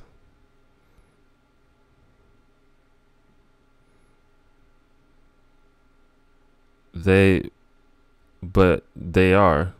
Well, blacks are disproportionately a victim of police brutality compared to whites. And unarmed black people are disproportionately killed compared to white people. And black people are disproportionately arrested and pulled over and jailed and convicted and sentenced. So the data supports the idea that there is racial bias in police interactions. If you want to come up with like a very specific thing, like white people are shot and killed with a pistol on Tuesdays more often than black people, then you could probably do that. But what I'm arguing is the overall data suggests and pretty much shows that there is a racial bias in the way that police interact with people.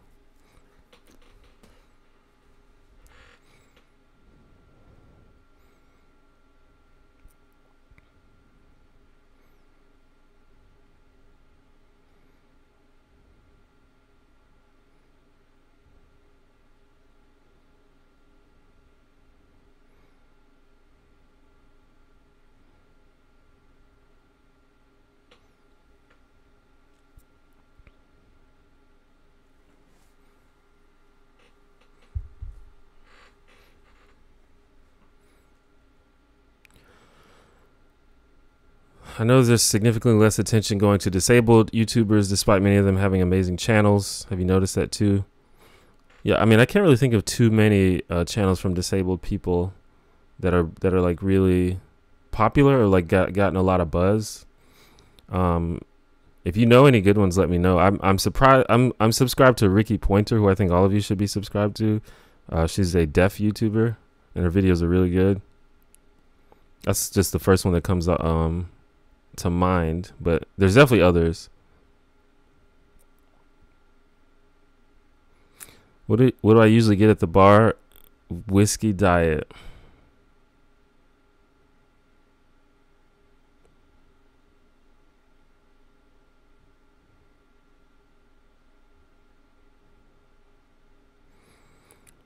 I mean, are you talking about the actual quantity of people is higher?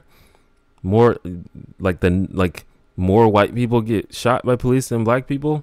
Because that's not a useful thing to say. You have to compare it to the population.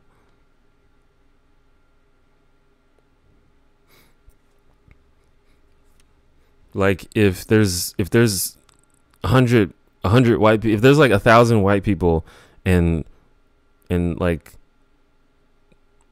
100 black people and like 30 white people get shot, but 50 but 20 black people get shot, yeah, that's more, but compared to the population, that's a huge discrepancy.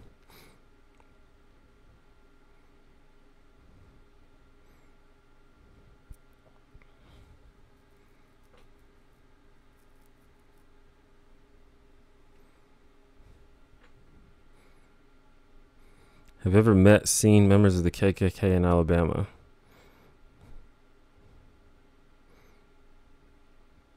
They don't generally walk around and let you know that they're in the KKK, but there was a KKK march when I was a kid. And they like marched through downtown.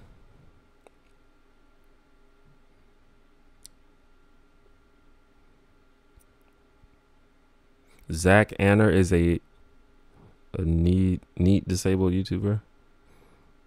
Okay.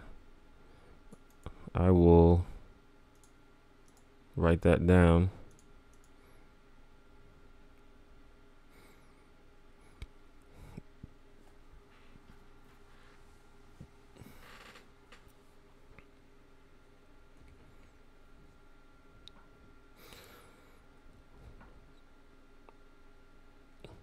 The gun violence in USA is just insane. I agree.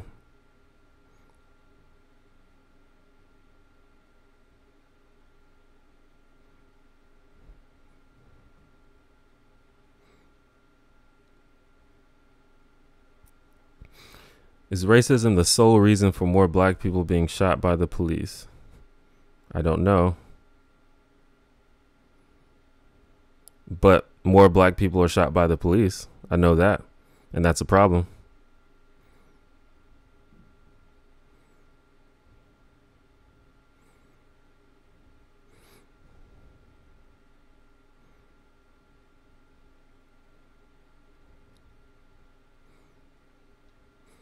I don't think it's unreasonable to suggest that racial bias is a factor, if not a major factor, if not the primary factor.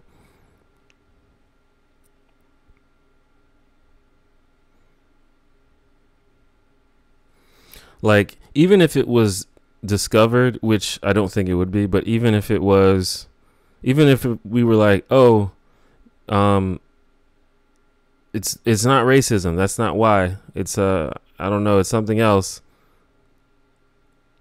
That wouldn't change the fact that black people are still getting shot, and that's still a problem, and that still means that it's tougher for black people in America in that way.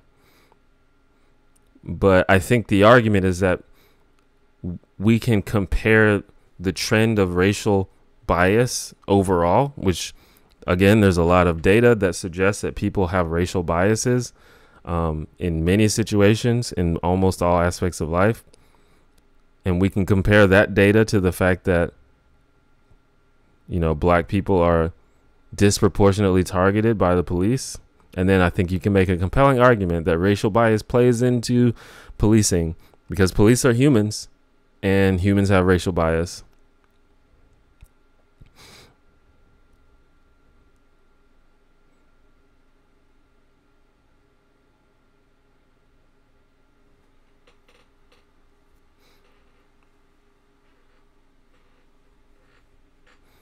But again, that's a more interesting discussion, especially if you have something, you know, some data or something interesting to say about that. What's not an interesting discussion to me is, are facts true? It's the same thing.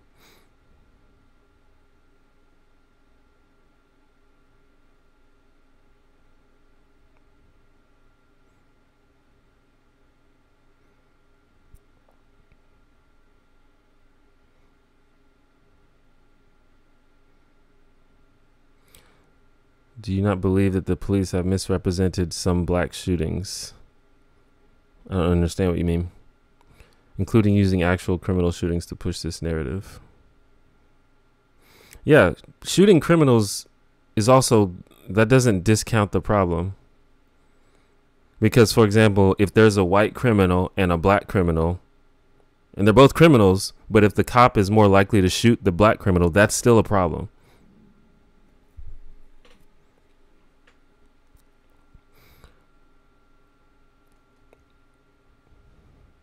What jobs have you had?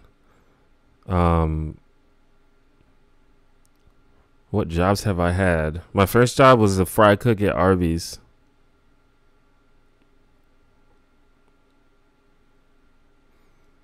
I worked at a clothing store. I worked at PacSun. and then I worked in a call center. Then I worked at a library, which was a really good job. No, I worked in a library, and then I worked in a call center, and then I worked security at a bar, and then I started doing YouTube full time. The problem with Are Facts True is that everyone thinks they're the one with the facts. Even if you cite sources to someone, they always pull out one random study saying that they're right. Not really. Some people just ignore studies. Because there's no studies that show that, for example, that white people get killed at a higher rate than black people, because that's just not true, and it's not a thing you can show with studies unless you have like one very specific study. And I think, that's this idea. Like, I think you can be honest about, hey, was this cherry picked or not? Like, for example, when you talk about the gun debate, a thing that people like to do is say, well, what about Chicago, man? And I feel like that's pretty much the definition of cherry picking. It's like you're ignoring the overall trend, and then you're zeroing in on this one example that seems to support your narrative, even though it really doesn't, but it seems to. And that's, I don't buy this everyone has their own facts thing. The facts are the facts. And when you're talking, you have to make sure that you're on the same page and you know what you're talking about. Like, if you want to talk about Chicago specifically, then do that. But when I'm talking about something as a whole and you zero in on a specific cherry picked example, then that's you. You're the one that's fucking up.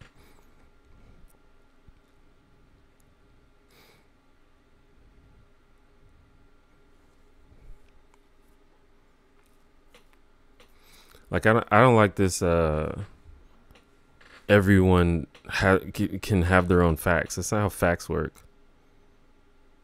Like, if I say 2 + 2 = 4, and here's the proof, and you come in and was like, no, here's my proof saying that 2 + 2 = 5. One of those people is just wrong, and it's up to us to understand when that's the case.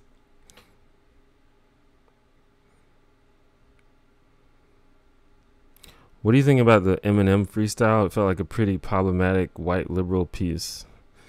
I don't know. You have to elaborate on that. I thought it was pretty good. I thought it was awesome. I think it was interesting. It's interesting that, black people have been talking about this kind of stuff for a long time, and Eminem, Eminem comes out and it blows up, but that's to be expected. That's how people are. That's how our society is. But I think that's part of having privilege. That's part of being a privileged group. And that's part of the responsibility of being a privileged group, is using that privilege, not only just being a white man, but also being a wealthy, famous white man, is using that position to express ideas that may not be listened to otherwise. It sucks that they may not be listened to, but that's just how it is. And I think that's part of the responsibility of privileged groups. Oh, I agree with you. Facts don't work. In fact, facts rarely work. in my experience. If someone is convinced of something, it's like rare that you will change their mind, even with straight up facts and data.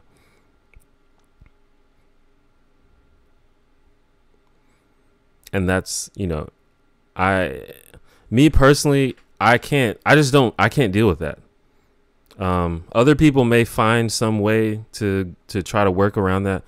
Me personally, if you don't respect the data, then I'm just not going to talk to you. I'm not interested in that. But my goal in life is to try to encourage people to be thoughtful and respect facts. And maybe over time, someone will come around to say, you know what? I'm gonna stop being so fucking ridiculous, and I'm gonna go look at this study. And if it conflicts with my convictions, then I'm gonna change my mind. And maybe, over time people get to that point. But if you're not at that point yet, I can't deal with that. That's why I said I'm sick of these conversations. These conversations are not interesting to me.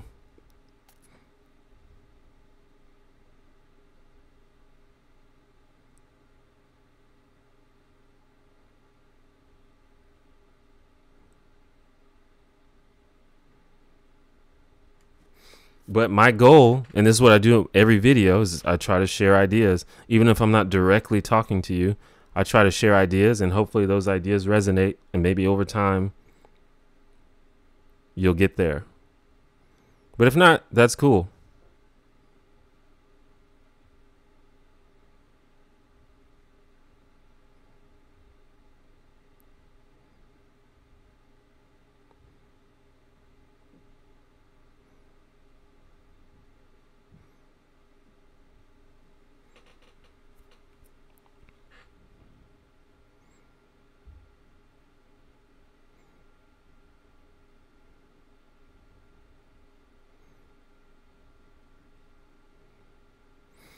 Again, this is the media didn't show the prior interactions. That's just literally not true. Almost every time one of these people get shot, it immediately comes out. Oh, this is what they were doing before. This is their entire criminal history.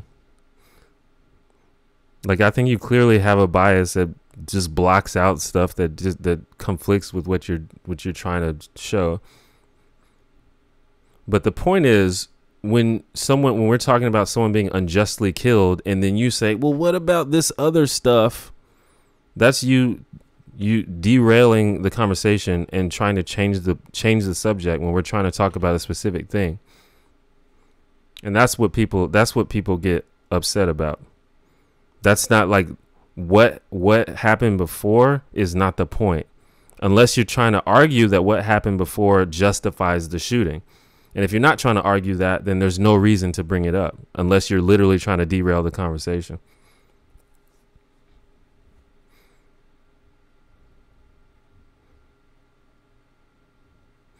And that's what I think people are trying to do. They're trying to derail the conversation and get it off the subject of what we're talking about. That happens all the time. That's why I don't understand what you're talking about.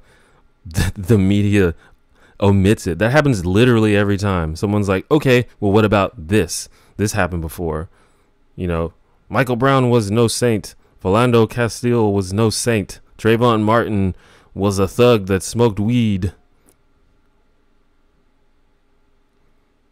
It's like, no, that's not the point. Unless you're arguing that those things justify being killed. And if you're not arguing that, then there's literally no reason to bring that up.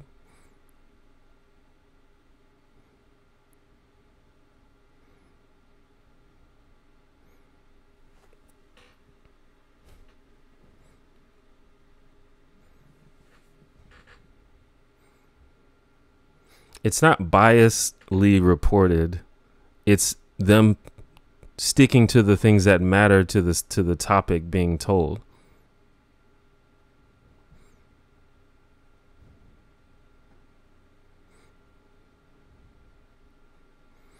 Someone's, if you're reporting a story about someone being killed by the police for no reason or for an unjust reason, it's not relevant to the story what they did 2 hours before.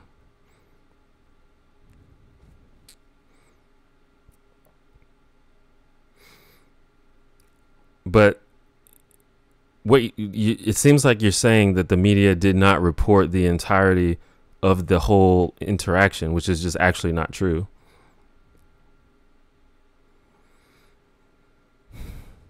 You think Hillary winning would have given a massive boost to the right and anti-SJWs instead of exposing their cowardice and hypocrisy as Trump's win did? I honestly think that Trump winning helped them more than anything else.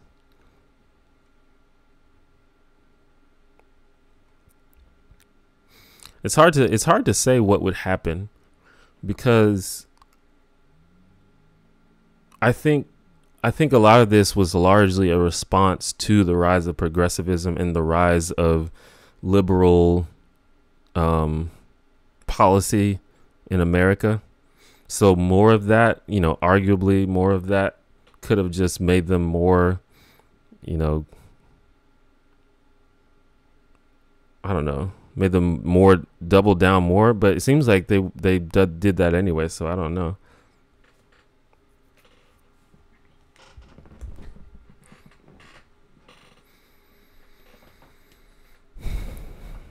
How do I, wait, hold on.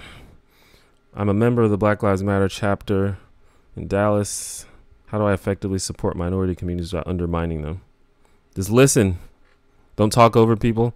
Listen to what people are saying and try to really understand those perspectives. I think listening is the key.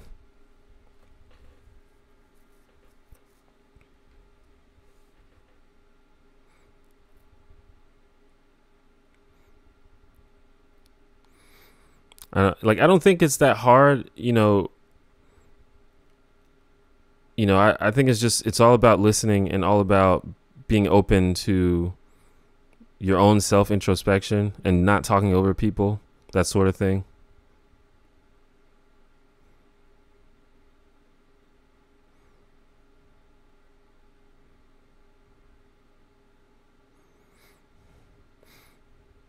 I honestly can't tell if this guy's a troll, but he sounds like, every other person on Twitter.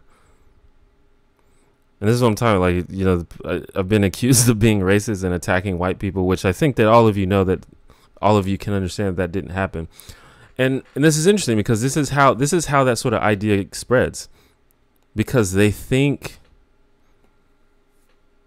they just sort of perceive, they have this like hyper defensiveness, even though nothing even close to that has happened.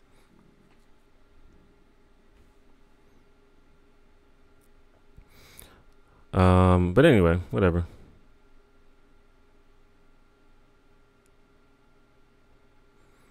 Like I said, I'm not interested in that sort of thing, which is why I have mostly ignored this person. It's like it's getting to the borderline uncivil, which is not okay. I mean, I'm about to end the stream soon anyway. But when you start calling people racist and retarded and stuff, that's when you start getting blocked. Like, you're allowed to, have your disagreements and stuff, but when you're being an asshole, that's just not, that ain't okay.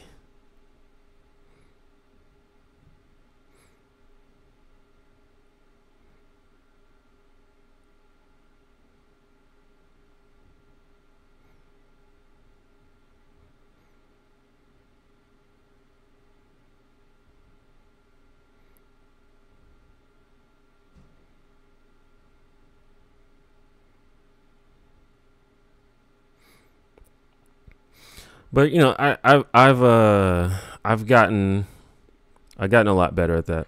In the past, that's a person I probably would have had like a 2-hour argument with on Twitter, but I'm just completely over it now. I have no interest in people who just have no interest in facts or data or good faith, or just mean spirited, calling people names and shit. Like, I'm not into that at all. And I have a really low tolerance for that. Like, if you like come in and you're doing that, then I'm just I'm gonna write you off from the beginning. Even if you like fix it later, it's like, sorry, you already ruined it. I'm done. Anyway, I think we will end the stream in the next 5 minutes or so. So if you have like a quick final question to ask or a quick comment to make, now's the time. Thanks everyone for coming to the stream. It's a pretty good stream today. Lots of chats. I think I missed a lot of questions because I was talking a lot, but that's good. And we like solidly had over 60 people for most of the time, so that's good. Usually there's around 30 or 40, so that's pretty good. If you have a social media, please follow me. It's in the description. All of my social medias are in the description, but it's just the one janitor. I actually talked about being racist to white people earlier. I guess you guys weren't here, but I made a video about this. Actually, it's called "Black People Can't Be Racist?" ? If that's the best thing to do, is just watch that video. But basically, it depends on your definition of racism, and you need to make sure that you have the same definition as the person you're talking to. And I think that's the problem, is people have different definitions and they're talking past each other, and you need to understand what people are talking about. But just watch my video, "Black People Can't Be Racist," if you want to know my full thoughts on that. Is The Matrix 3 better than 2? No. The Matrix 2 is awesome. Much better.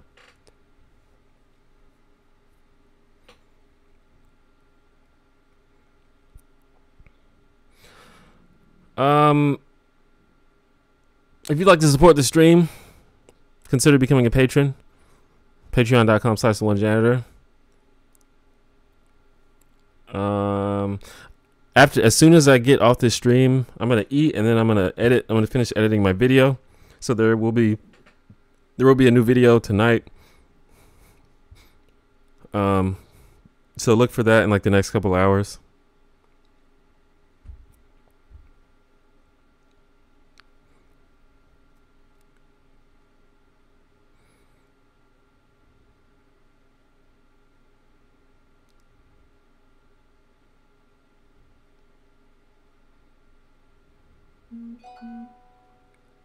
And I guess that's it. And thank you all once again. I will see you guys next week. Actually, I probably won't be streaming next week because I'm going out of town next week. So there may not be a stream next week. Maybe I'll do it on Monday, but I will be out of town next weekend. So probably not Sunday. Anyway, I'm out. Bye.